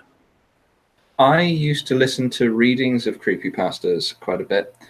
The issues that I had was that I tended to listen to them late at night, and then I couldn't sleep. Oh, well, my wife and I are pretty hardcore goths, so it's probably not going to disturb our sleep. Yeah, this was a while ago that was the problem, but it's still occasionally the problem. All is in the chat saying there's the Plague Doctor and the Bone Hive and the Shy Guy to check out as well. And yes, I recommend all of those. Well, I will definitely I'll definitely check all of those out. Particularly the Shy Guy. Sounds like great stuff to listen to while I'm like drawing and writing and stuff. That's what I've been doing while I've been tidying my living room today. Yeah, I got tidy memory at some point. Yeah, but I do have a little project coming up. I'm going to do a sort of a semi-announcement of this project now, actually. I've just decided. All right. Which my little project is, a lot of people on the in the SCP talking about on YouTube scene talk about the entries in the database. And they'll do readings of these entries. Not so many people seem to be doing readings of the tales section. Which so is more traditional narrative written stories that are written in the same kind of universe. That sounds interesting. And I do have a bit of a project because I've been thinking of doing some story reading for a while. You do have the voice, man. Oh, thank you very much. You're very welcome. So my upcoming project, check it out when I eventually manage to get the thing to render, because it's fucking huge. I know the pain. I know the struggle. Yeah, that sounds great. Are you willing to say what your first one is? What the tale is? I should probably better not, because part of the tale is the suspense. Okay. All right. I won't press any further, but consider me very interested. Consider me very interested. The other thing I would like to say too, if you enjoy writing, is one of the things that I eventually want to do is give, in my little comic universe, people a playground to play as well. There is a ton of stuff. Like, I'm writing this comic book that only focuses on these characters in this one place, but there's an entire world that I've developed out there. And if writers want to write short stories, novels, their own graphic novels, as long as like any large canon affecting things get approved through me, I'm cool with that. I gotta say, I'd be interested in something like that. Although most of the short stories that I do are not big canon affecting things. There you go. I tend to be quite specific in not affecting the status quo of the world and having a very tight focus on a few characters. So things could be absolutely world destroying for those characters, but the world as a whole generally continues as is in my stories. I would love to familiarize you a little more with the world, maybe in DMs or something like that, or maybe even in little chapters, you know? Let me just look something up, because I've just remembered one SCP article that I really want you to listen to, because it was quite an emotional one for me. Okay. All right. I can't remember the name. So you entertain everyone for a minute, Mr. Ansgar. I am supposed to entertain you. I would be freaking tap dancing right now, but apparently still drawings can't tap dance, god damn it. So just pretend that I'm tap dancing. Here we are. I've got it. Right. If you could look up SCP 4999, Someone to Watch Over Us. SCP 49999. Just the 3 9s. Oh, 4999. Mm-hmm. SCP 499. Okay. And okay, I see it. I do have an SCP story in my head that I want to write, and that one is featured in it. The anomalies cat class, Keter, threat level blue. That's the chap. There we go. Nice. Okay, I'm gonna have to read this. I recommend the Volgan's reading of it, if you want to listen to it. Yeah, I'd love to listen to it. I'll check that out then. No, thank you for turning me on to this. This is very new, and I love the indie writing and indie art. I should mention while we're here that while I had I'd heard of it before, Orla did kind of go, you should check this out. Yeah, that's Orla in the chat there. And London Underground. Yeah, it looks like Orla's got a ton of different things for me to check out, to be honest. Yeah. The London one is good. Check that one out. Well, now I know I've got a bunch of stuff to listen to while I'm drawing. I was kind of running out, so this is cool. This is very cool. It's not often that I have a chat about art and stuff and get turned on to a whole new genre of stuff to listen to. Well, if there's stuff you want to recommend to me, please do, because I'm always interested in finding new things as well. Let's see. What have I discovered that you may not have? That's a difficult thing. I still read some creepy pastas. Most of the art I'm consuming right now is a lot of visual art. Let's see what else. I'm drawing a blank right now, and I shouldn't be. Well, let's carry on talking for a minute then, and because I find things tend to flow much better if someone hasn't put you on the spot and said, "Tell me things to look at." Fair enough. So I have a recommendation for you, which I recommend to absolutely everyone I talk to about anything ever. Which is the Star Wars Republic Commando series. I've heard good things. I have not seen it, but I have heard very good things. There was a game. That was official Lucasfilm, LucasArts game that was released quite some time ago. And there was a tie-in novel to go with that game. Then the tie-in novel became a tie-in series, and then unfortunately the series wasn't finished because they made the Clone Wars, which fucked it up for them. The continuity got messed up. However, the series is very good, the amount that was written. I recommend it, and I can tell you what the author was kind of intending to do afterwards, if you like. Yeah, I'll take a look, and absolutely, I'd love to know where they were intending to go with it. Also, I did have a bit of a fanboy moment a while ago when the author replied to me on Twitter. Oh, that's cool. All right, I know. I've got a music recommendation. If you like, go on. Things. So, there is a band called, I don't know if you've heard of them yet, called The Who. HU. Let me look this They up.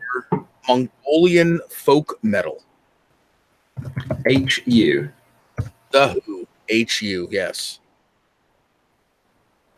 TheWhoofficial.com. That will work probably. Yeah. Let me have a look at these. See if that's the right. Yes, that is them. They are from Mongolia. They take folk music and mix it with metal. Very interesting. They get some of that like throat singing going on. Their instruments are just beyond beautiful. I've just seen a picture of a guitar that looks like a bow. Yeah. On it, that thing's insane. Did you see the one with like the blue horse head on it? It's insane. Yep, I've just scrolled down to that, and that is quite impressive.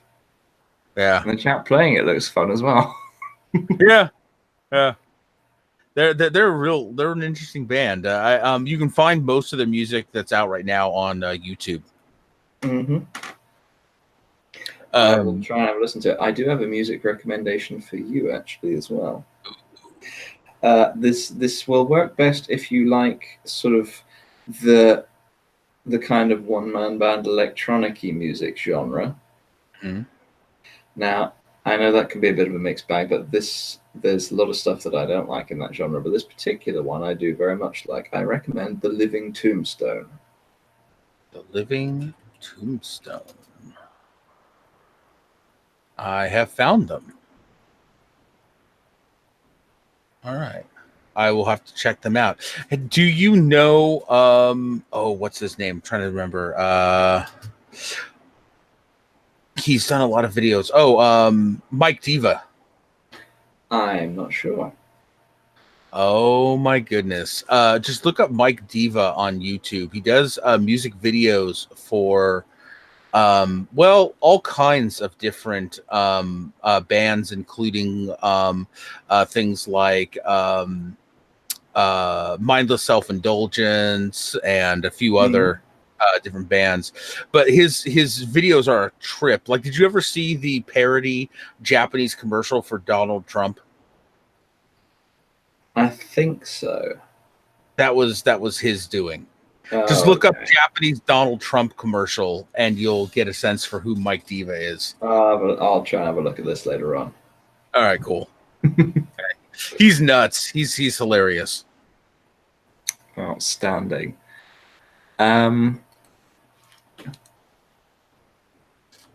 Speaking of art and artistic and creative endeavors, do you do any making of things outside of your drawings and novellings and writings? I sure do. I imagined you did, but tell me a little. Well, let's see. I do some miniature sculpting, like for fantasy miniatures for Dungeons and Dragons and things like that. I do a bit of the painting in that regard.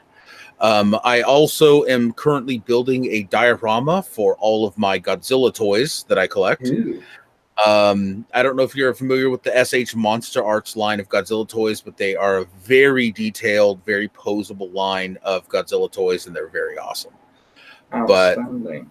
Yeah, I've got a whole little city that I'm going to build. I've already got a lot of the buildings. I'm going to light the whole thing, and yeah, it's going to be very cool. I've got like 1984 Godzilla. I've got the modern version of Mecha Godzilla. I've got the old King Ghidorah, and I've got Mothra. Excellent. So I do those things. I do a bunch of artistic stuff. Sometimes I draw things that have nothing to do with my comic. For instance, my wife collects mermaids, and so I don't publish these things because they're gifts for her. I don't share them with the world. So I draw them for her, and she's got those up on the wall.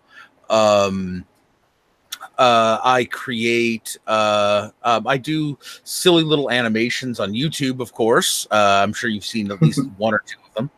I've seen them, I think, yeah. I've been making some GIFs with my avatar. Some of them rather insane. In fact, all of them rather insane. I do cooking. I like to cook. I consider that pretty artistic. Well, it can certainly be an artistic endeavor. I recently had a cooking disaster, which I'm saying was a work of art. Oh, really? Was it now? I burnt the cheese. Anyway. You burned the cheese.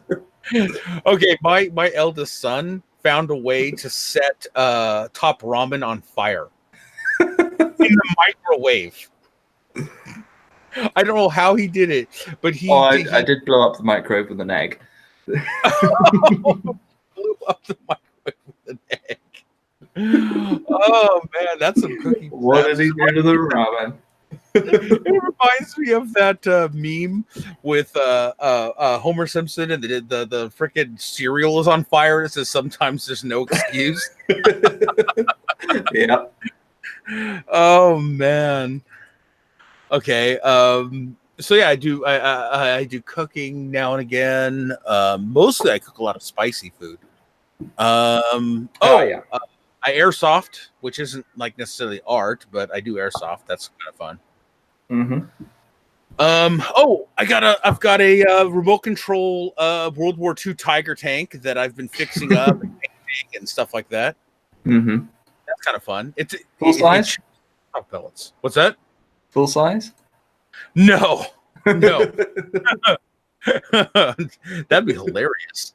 Full size remote control with functioning gun. You know, they actually have remote control tanks that are like only 1/4 scale. Yeah, that makes sense actually. That'd be a much more convenient way of doing it. There's a lot of tank enthusiasts out there. I won't say I'm quite a tank enthusiast, but I do like tanks.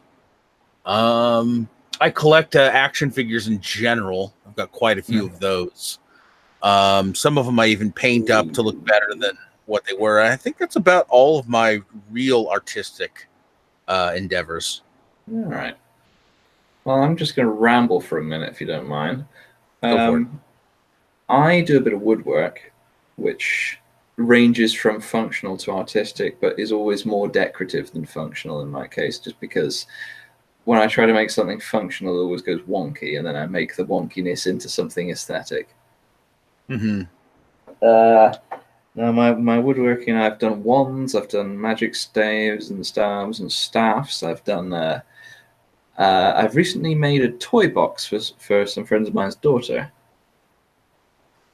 and that came out very nice, but also wonky. I did some wood burning for a while, but I didn't. But I haven't actually done. I haven't done carpentry since I was like real woodworking for a while. But I've recently done a carpentry course. I've recently done a carpentry course, which is why I've been doing boxes and stuff lately. Right. Yeah, I do like a good bit of wood burning now and again. I've got this little box that I have for my dice. It looks like a little treasure box. I did a bunch of wood burning and knot work on it, and I took some little brass bits and added it so it looks like the little dragon I burned into it has an eye and stuff. It's nothing great, but it's kind of fun. That would be the pyrography would be the word for it, wouldn't it? Yeah, I guess so. Yeah. Yeah, I do a little bit of that. I've got a little set. I don't claim to be an expert, but I have fun with it. Yeah. It's a little bit of fun now and again. The atheistic snail says, "Does anyone else love the word wonky?" Yes, that's why I keep saying it so much. Yes. I also like the word kerfuffle. Oh, there's been a lot of kerfuffles recently. Yes. Kerfuffle is just a great word. Wonky is a great word. What are some other ones that I've been using? Oh, I can't remember them right now. But yes, I like some of those old weird wonky words. Oh, there's some good ones, but I've realised that being British does give me a bit of an edge when talking, particularly to an American audience. So I tend to I've been a little overdoing the Britishness in my slang at times, so I tend to slightly overdo that. Yeah. Which is just good fun at this point. Yeah. I did join a Team Fortress 2 server years ago, which was called El Paso, Texas Gaming. El Paso, never heard of it. Well, it's a place in Texas. I know there's a big role playing community in Texas in general. So I saw this server and it was like, this is in Texas. I'm going to join this server and I'm going to British the fuck out of it. So I just joined this Texas TF2 server. I was like, good evening, my colonial friends. How is everyone? Tea and scones and what? Yeah. There's, oh my God, it's a British guy.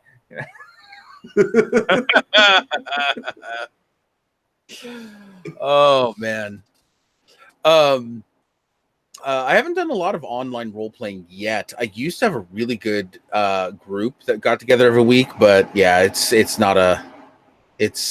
hasn't been for a long time. So I'm actually putting together an online group to do some extra play testing for my role playing universe. So that might be kind of fun. Get some people from with the Discord server. Yeah, I have a Discord server. Although it's a named Dragon that has the role playing Discord server. Okay, yeah, I couldn't remember who sent me a role-playing Discord server. Because I haven't managed to actually join it, not because it's not possible to join, but because I've just had too much going on. Right. Yeah, I haven't joined. I'm part of the server, but I hardly ever use Discord. Like there's so many different social media things that I don't. Mm-hmm. Yeah, I know the feeling. I don't Facebook anymore, or hardly ever, only for one of my roleplay groups so that I know if I'm getting updates, whether I'm supposed to show up or not. Yeah, I have a hard time keeping up with Discord. So I go on there, I post things, I interact with people, but Twitter is just easier to get a hold of me because the problem is with Discord is everybody has their own server and they all want you to join it. And so pretty soon you've got 30 different servers to pay attention to, and I can't keep up with that crap. Mm-hmm. I'm in a couple of Discord servers. Most of them are for a gaming clan that I'm in for a particular game. And there's the main server for that, and then a couple of ones that were specifically for events. Mm-hmm. There's a couple of random ones that I don't look at ever. And there's one that is for the Mandalorian language. Huh. Yeah, I'm in that one. That's a good one to be in.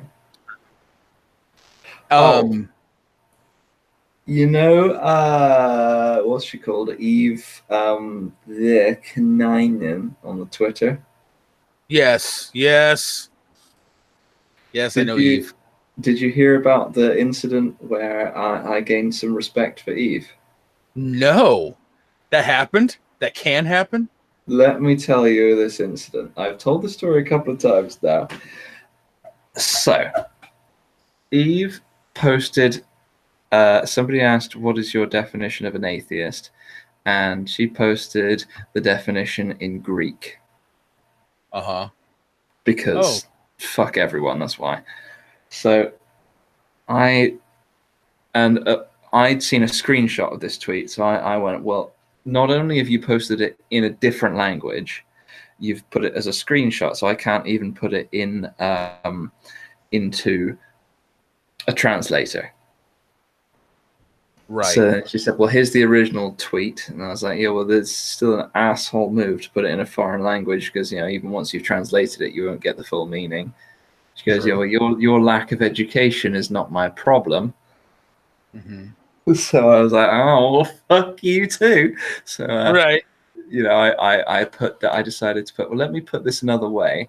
And I called her a coward in the Mandalorian language. That's great. So I thought, okay, that's fine. We're done here. And then I went out for a walk or whatever I was doing that day.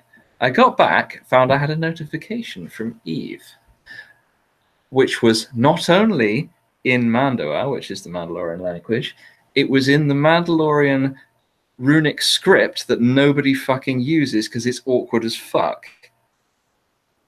Really? So when I went through, carefully translated it, firstly from the script into letters and then from letters into English, I realized that she told me that I spurned the truth and should go away in a strong sense.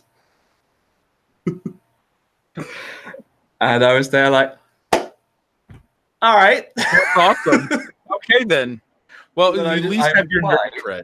I replied in Mandoa, in the runic script, with the pictures just saying, very good, you win.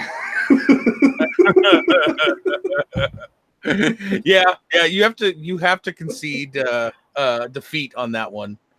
That's fantastic. I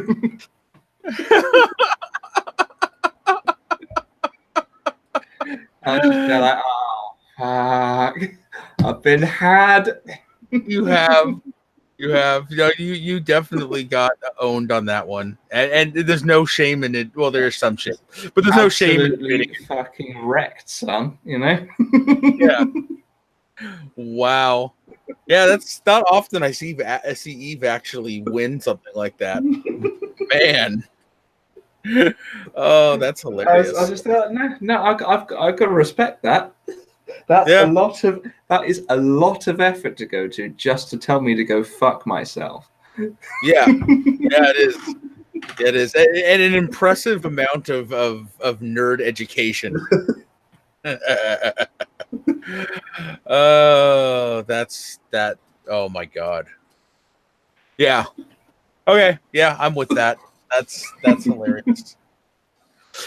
Okay, I've got to address something that's going out there right now. I see it a lot. People keep saying, okay, so they've announced that they're making what's her name Thor, Jane Foster, played by what's her face, right?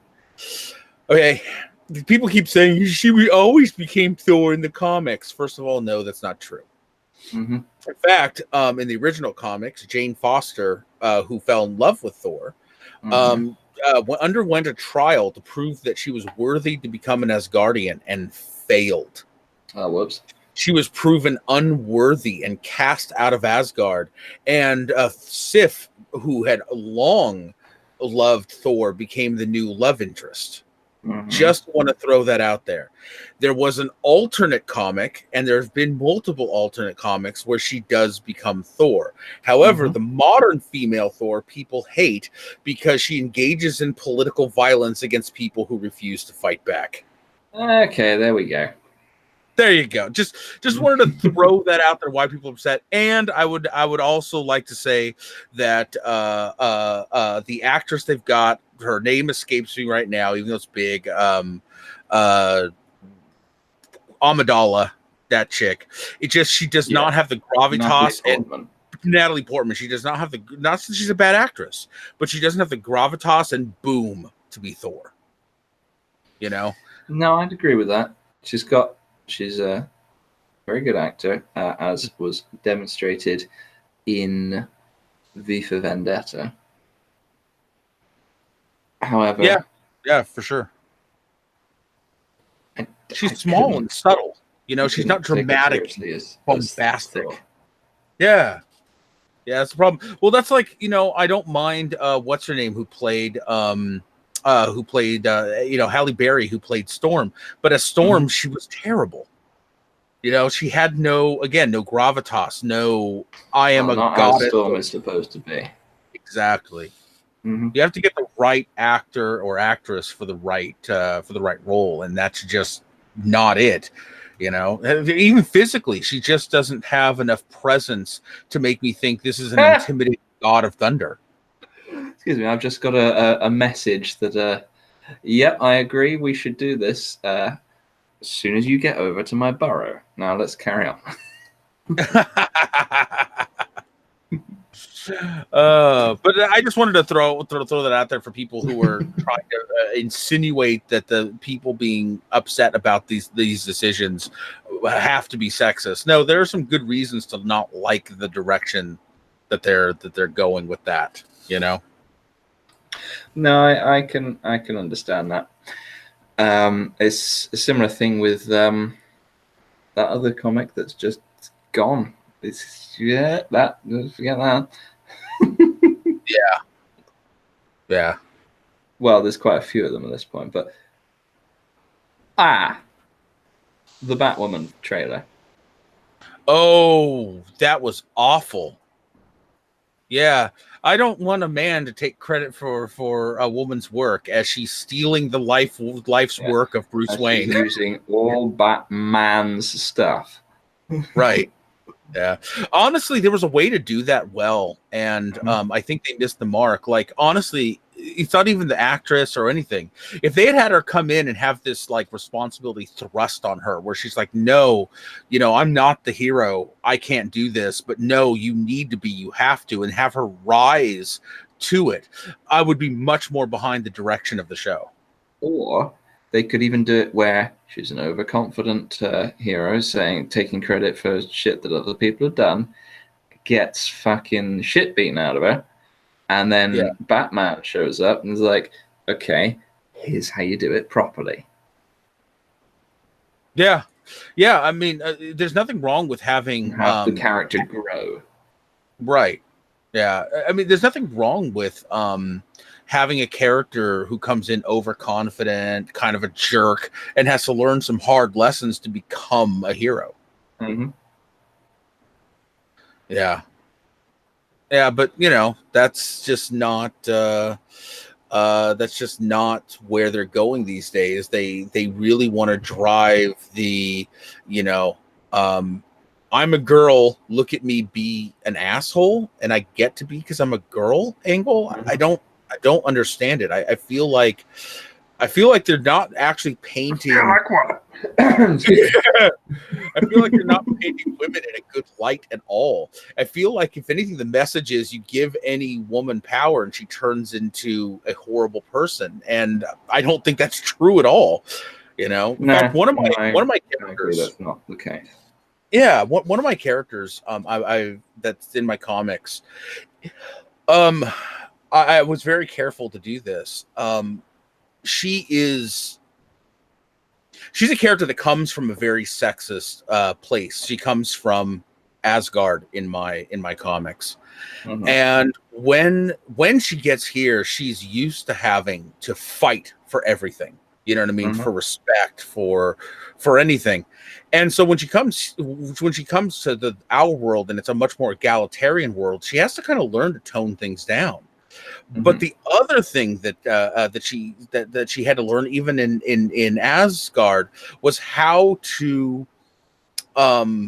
demand respect without, one, forsaking her femininity and not hating her own femininity. But she also had to do it while not turning into a villain herself. You know, she had to learn that balance. And when she gets here, she's one of the more wise, and she's taken all these experiences and it's turned her into a wise, almost great leadership character. And she's also an incredible mother. She's one of the most maternal, mothering characters. And I think it's really cool that she is not only this badass superhero, but she's also an amazing mother that that like 3 out of the 4 kids she ends up with in the comics are adopted. Mm. You know, because she sees these people and these little kids, you know, in dire need of a mother and in trouble, and it tugs on her heart, and she takes them in. Mm-hmm. That's something I always liked about the classic Wonder Woman. Yeah, Is not just that, yeah, she's got that kind of feminine aspect, but also she's one of the most competent members of the Justice League. mm-hmm. And her wisdom quite possibly often second only to Superman in terms of both power level and ability. She also is far wiser than Superman often. Which and I thought there's that one particular instance which is one of my favorite Wonder Woman moments. I cannot remember who it was at the moment, but there's someone there where no, you'll just have to kill me, and she's okay, and fucking snaps his neck. Oh, there you go. Yeah. One of my most loved moments was in the animated Justice League when Supergirl shows up and she's like, "You don't understand. This girl needs discipline. You're not giving her discipline." You know what I mean? Look, she could have just nuked half the city on accident if we weren't here, and bring Supergirl back to you know, Batman's computer. Yes. And the other thing is I really like the old that version of Supergirl in general, where she's like this happy, unrestrained, like I just have zest for life and want to experience everything character. I really hate this new modern version where she's just, I just want to be a regular girl. It's like, why? She was so much more fun the other way, you know? That's a similar thing with a lot of the characters. They've either made them silly or too serious. Yeah, and a lot of them they've gone with the classic I just want to be a normal person, but bad things happen and I just have to do something. It's like, why can't some superheroes enjoy being superheroes? Yeah, look at Booster Gold. Look at a lot of okay, look, Spider-Man. He loved being a superhero. You know? I mean, yeah, it got in the way of his normal life sometimes, but he really did enjoy it. Yeah. Yeah. Like I said, things in Hollywood are kind of stagnating in general. I feel like they're cramming the same superhero backstory into every superhero, whether it fits or not. Yeah. Yeah, and it's getting kind of old.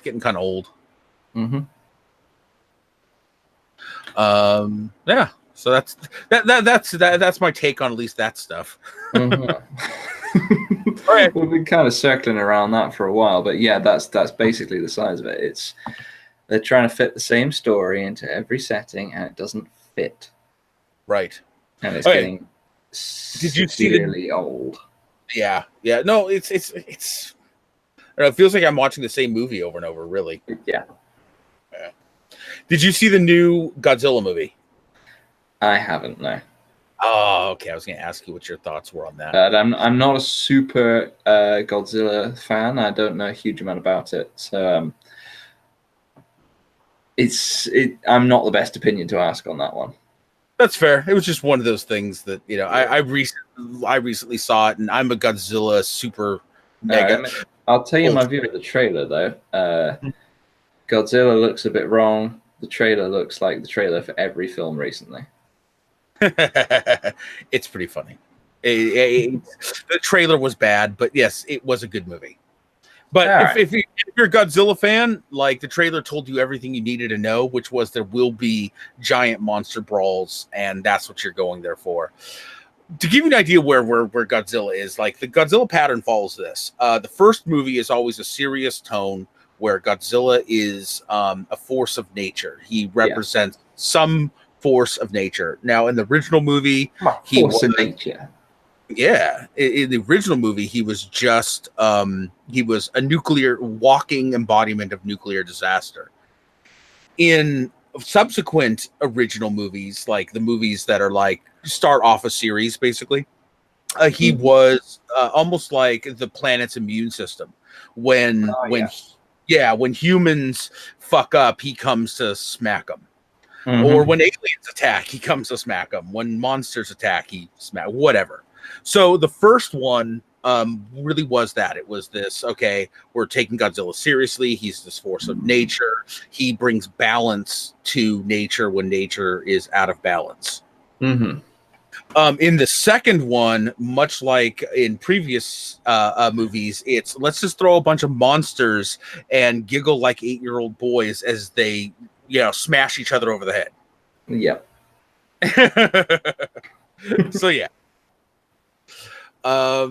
But yeah, that's basically the movie. And I fell in love with Godzilla because I was like probably like a 6-7-year-old boy, and I realized that somebody got to make a career out of putting on a giant monster suit and kicking toys over, knocking over buildings. Yeah. Yeah. So it's like that's what I want to be my job. Yeah, I can see that reasoning. That makes complete sense. Yeah.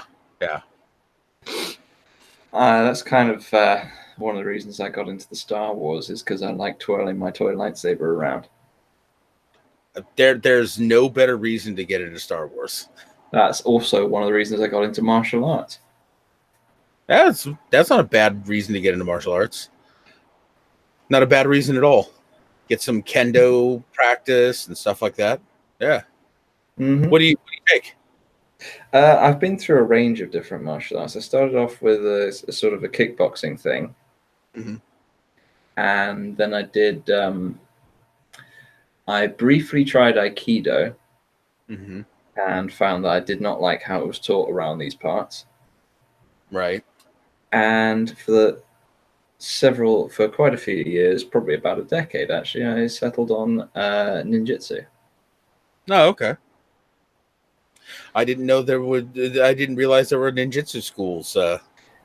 Okay, here's the thing. There's different kinds of ninjutsu. There's the bullshit ones that came up in the 80s and 90s. With a load of fucking idiots. Well, the ninja were not what people make them out to be. No, they fought with the same tactics a samurai did. They just fought with guerrilla. They fought more guerrilla warfare. Well, there were stealth aspects to the ninjas, but they were not just these people in black suits who snuck around in the night. No, actually, one of the major things that they would do is dress as poor farmers. In fact, the kunai is a garden spade in Japan. Yeah, exactly. So you wouldn't be recognized as a traveling peasant. Mm-hmm. But the ninjutsu school that I went to is part of the Bujinkan Japanese. It's part of the Bujinkan Budo Taijutsu schools, which is run by a chap called Hatsumi. Now, he is a bit of a crazy old Japanese man. The best kind. The people who teach it around here are very good in mixing aspects of other martial arts and grappling and stuff as well. Okay, cool. I mean, I'm not saying he's not a competent martial artist, but I'm saying a lot of the people who learn from him are a bit silly. Got it. Yeah. Nothing made me laugh more than I was watching. Remember that old show, Deadliest Warrior? And they did the Spartan versus Ninja. They bring in this fat white guy, and he's like, "If I can't get you high, I'm going to get you low." I was like, "Oh my God, dude, really?" Get the fuck out. What was that show with those two American wrestler guys going around the world and trying different martial arts? Oh, that was kind of cool. I don't remember it. What was it called?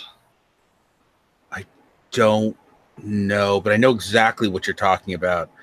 And there was the big guy and the little guy.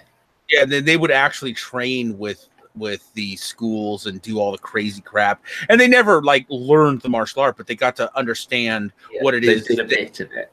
Yeah, exactly. Yeah, they did that. They did a ninjutsu episode of that with the school of it that I've done.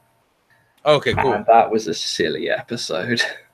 Was it? Yeah, they went to Japan. They went to all these secret ninja training camps that people not directly linked to the actual thing have set up. Some of them are, but they've added all kinds of extra bits on. But because of the formal culture in Japan, Hatsumi can't exactly go, well, that's bullshit, fuck off. You know, Right. because if they're his former students, he has to kind of recognize them and stuff like that. Interesting. And then he basically, they went into his dojo, which is this little tiny place outside of Tokyo, and did some stuff with him. And then they tend to do like a kind of a challenge bit at the end. Right. He basically said, "Yeah, I'm not doing that." So they managed to find some of his students to do a thing, Right. and these are people who do, they're quite high-ranking people in the organization, but they're a bit silly. So they got these people, and they had this competition where they were. Like they would walk past each other, and they'd have like rubber throwing stars and swords, and they'd walk past, and then they'd kind of, it was like the classic kung fu film setup where they looked at each other and went, "Oh!" They kind of backed away to a distance, started throwing the stars at each other. I was like, "Oh, you did it!" That's so terrible. So basically, actual martial artists cosplaying as ninjas. Yeah, I was there like, I've been doing this martial art for like a decade at this point, and there's nothing like this. I've been doing actual fucking grappling and striking training. What is this? Exactly. Oh my god, dude, that is epic. I have not seen that episode. Now I need to find that episode. I have to find it. It's terrible. Watch that episode. Sometimes I wonder if real ninja don't put out this crap just so that nobody believes they exist. I think that might be why Hatsumi did it the way he did. Just like, yeah, fuck it, I ain't doing this. I'm gonna send these silly boys to do it. Because, dude, who can take ninja seriously after that? But seriously, though, the actual martial art is an actual thing that has functional use. Although I will definitely admit there are weaknesses in the training practices. For example, it's very rigid in the training structure because it's a traditional Japanese setup. Right. So there's not a lot of live resistance sparring, which means that if that is what you're trying to do, like actual self-defense maneuvers, if you get beyond kind of the first engagement where you're taking somebody by surprise because they're not expecting you to have some kind of martial arts training, if you get into actual open conflict, it's not quite so good because you don't have the training in reacting to things on the fly, and you don't have the stamina that constant sparring gives you. Right. Fair enough. There are actual techniques that are useful within this martial art. Like this one time where there was a guy who was a bit of a dickhead that I was training with, ended up not feeling so well. I'm not going to tell you too much of the story, but we were doing grappling, and he'd basically got hold of like a load of flesh as well as my gi, which was technically part of the technique, but he was being a dick about it. So then I did the technique, which was jabbing the thumb into the side of the throat between windpipe and arteries. Rather than doing it softly just to demonstrate where you were supposed to strike, I did it with full power. Got it. He fucking passed out, and I was like, "Oh shit, I've killed him."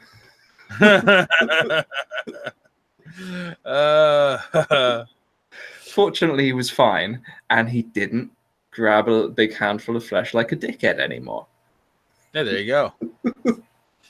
The only martial arts I ever took were some a combination like karate and judo class, and I took pancration for a little while. Yeah, I was chatting with a guy who did that for a while. I should just add a disclaimer: that thing I just described, do not do that in training, or unless you're in a life and death situation. Do not do that. No, definitely. don't go killing sparring partners, or even maybe killing sparring partners. Yeah, It's not he good. was fine. He was fine afterwards, but Mhm. he could not have been. Yeah. Oh, you know what? One of my favorite things to watch are those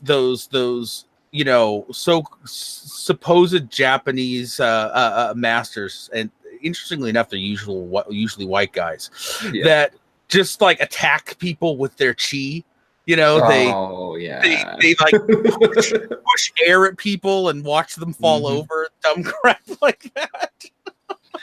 I have seen one person who I think may have an actual legitimate thing there, not based on chi power, although the training involved in the chi power I think does have a thing about it. But he's basically projecting. He's using like vocal things to ring a bell across the room, Interesting. and I think that may be an actual thing. With actual legitimacy to it, but I still think if you tried to do that if you tried to use that in combat, you'd be fucked. Well, yeah. There's a guy that has trained himself to have sonar, and he's blind. He can ride a bike in a busy street, So people can do some interesting things. It doesn't mean that you can, wave your hands at people, from 15 feet away and they just drop. Oh, did you see that guy who did that and then tried to do that with an MMA fighter? Yes. Yes. The guy just came over and smacked him in the chops. It's like, not working, buddy. He just walks over to me. He's just, I'm gonna do my wavy arms. Oh.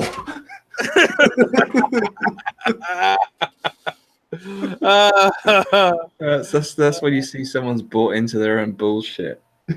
Yeah. Have you seen the video where the guy is doing the nunchucks and he tries to do a backflip and nearly knocks himself out? Yes, I have. Yes. I can also tell you, hitting yourself in the face with nunchucks hurts. Yes, I've done that. That is awful. There's a reason you practice with like foam covered ones. Yeah, I was practicing, but it was ones made out of like cardboard packing tubes, the really thick ones. Right. Made a set out of those when I was a kid because I was like, yeah, this would be good. Got my dad to help me make these things. And I was in the garden twirling them around. Just went, those cardboard packing tubes are actually really fucking solid. My stepfather at the time had actually spent time in China. Mm-hmm. He was a Vietnam vet. Oh yeah. And so he was stationed. He was actually stationed in China for a little while after the war and shit like that, and did a bunch of traveling there. And he had real nunchucks, and very illegal, but he had real nunchucks and let me play with them out in the backyard. Of course. And of course, what was it? 5-year-old me smacked myself in the head, smacked myself in the groin, the knee. Yeah. It wasn't pleasant, but I kept doing it because I thought I was a Ninja Turtle. Well, there you go. Yeah. I should mention I do also do sword training because part of the ninjutsu is the kenjutsu aspect. Right. Which is the more traditional version of what was modified to be the sport version of kendo. Right. Do not hit yourself with a sword. I will always endeavor not to hit myself with a sword. Because I have cut myself with a sword a couple of times. Not actually while doing training, but doing stupid things. I had a katana in its sheath. I tipped the sheath the wrong way while the thing was not properly in, and it started to slide out. And I thought, oh, I'll just grab that. Ooh. Don't do that, especially not if the blade is up. Cut the fucking hand open. Oh, good job. Speaking of blades, my the youngest son, middle child, the one that I told you got cancer. He is an apprentice to a smith. Oh yeah. He made a knife for me for Father's nice. Day a few years ago, and he's making all kinds of stuff. I think that's kind of cool. Oh, excellent. Yeah. Well, I do need to wrap this chat up fairly soon because I do have a roleplay thing I need to do in a little while. Fair enough. We've been going quite a while too. We have indeed, but yeah, it's been a good chat. It has been, man. I enjoyed it. We'll have to do it again sometime. Yeah, we definitely should. We can continue with the same topic, or maybe do another topic, or even something else, which someone's just messaged me and it's gone out my head again. Maybe even if you wanted to do like a voice collaboration for a story or something, I'd be up for that. Ooh, yeah, I'd be up for that. That could be fun, man. Maybe get some people to go. I do accents. If you're looking for people to do accents, some of them are good, some of them are terrible. Sometimes a terrible accent is entertaining. I can do a little bit of Scottish, lad. That's not very good. If you ever watch Frankie Boyle, the comedian, that's kind of the Scottish accent I try to imitate. I'm about as good at a Scottish accent as American news anchors, so probably better not. I can do a bit of Australian, which Notcher will tell you is terrible. I can do mainly because I'm imitating the sniper from Team Fortress 2. Oh, there you go. Yeah, played by not an Australian.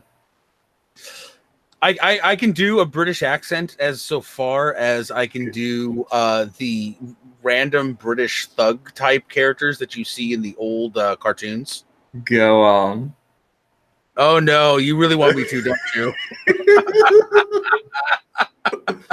Next episode. All right. I'll do my you know the sniper from, have you played Team Fortress 2? Yes, I have. You know the sniper, right? Yeah, I do. Tell me the quality of my sniper laugh. All right.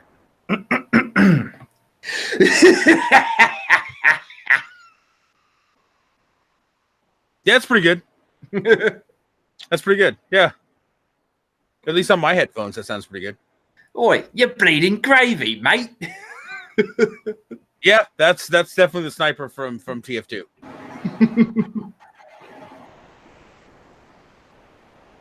I do a little bit of the spy, you know. So your deadly skill is jogging, mine is murdering people. That's good. That's good. Damn, you're Well, I better tootle off. Let's close this up and do the thing. All so, right. Thank you very much for coming, everyone, and thank you, Ansgar, for joining me. We shall try and do this again. I do have some more live events and pre-recorded doodly-doos planned. They'll happen when I get them sorted out because I can't apparently plan. Oh, the scary demon that's haunting me has appeared behind us again. Well, what better than haunted gold to steal for your furry terrorism? All right, thanks for coming, everyone, and I shall see you all next time.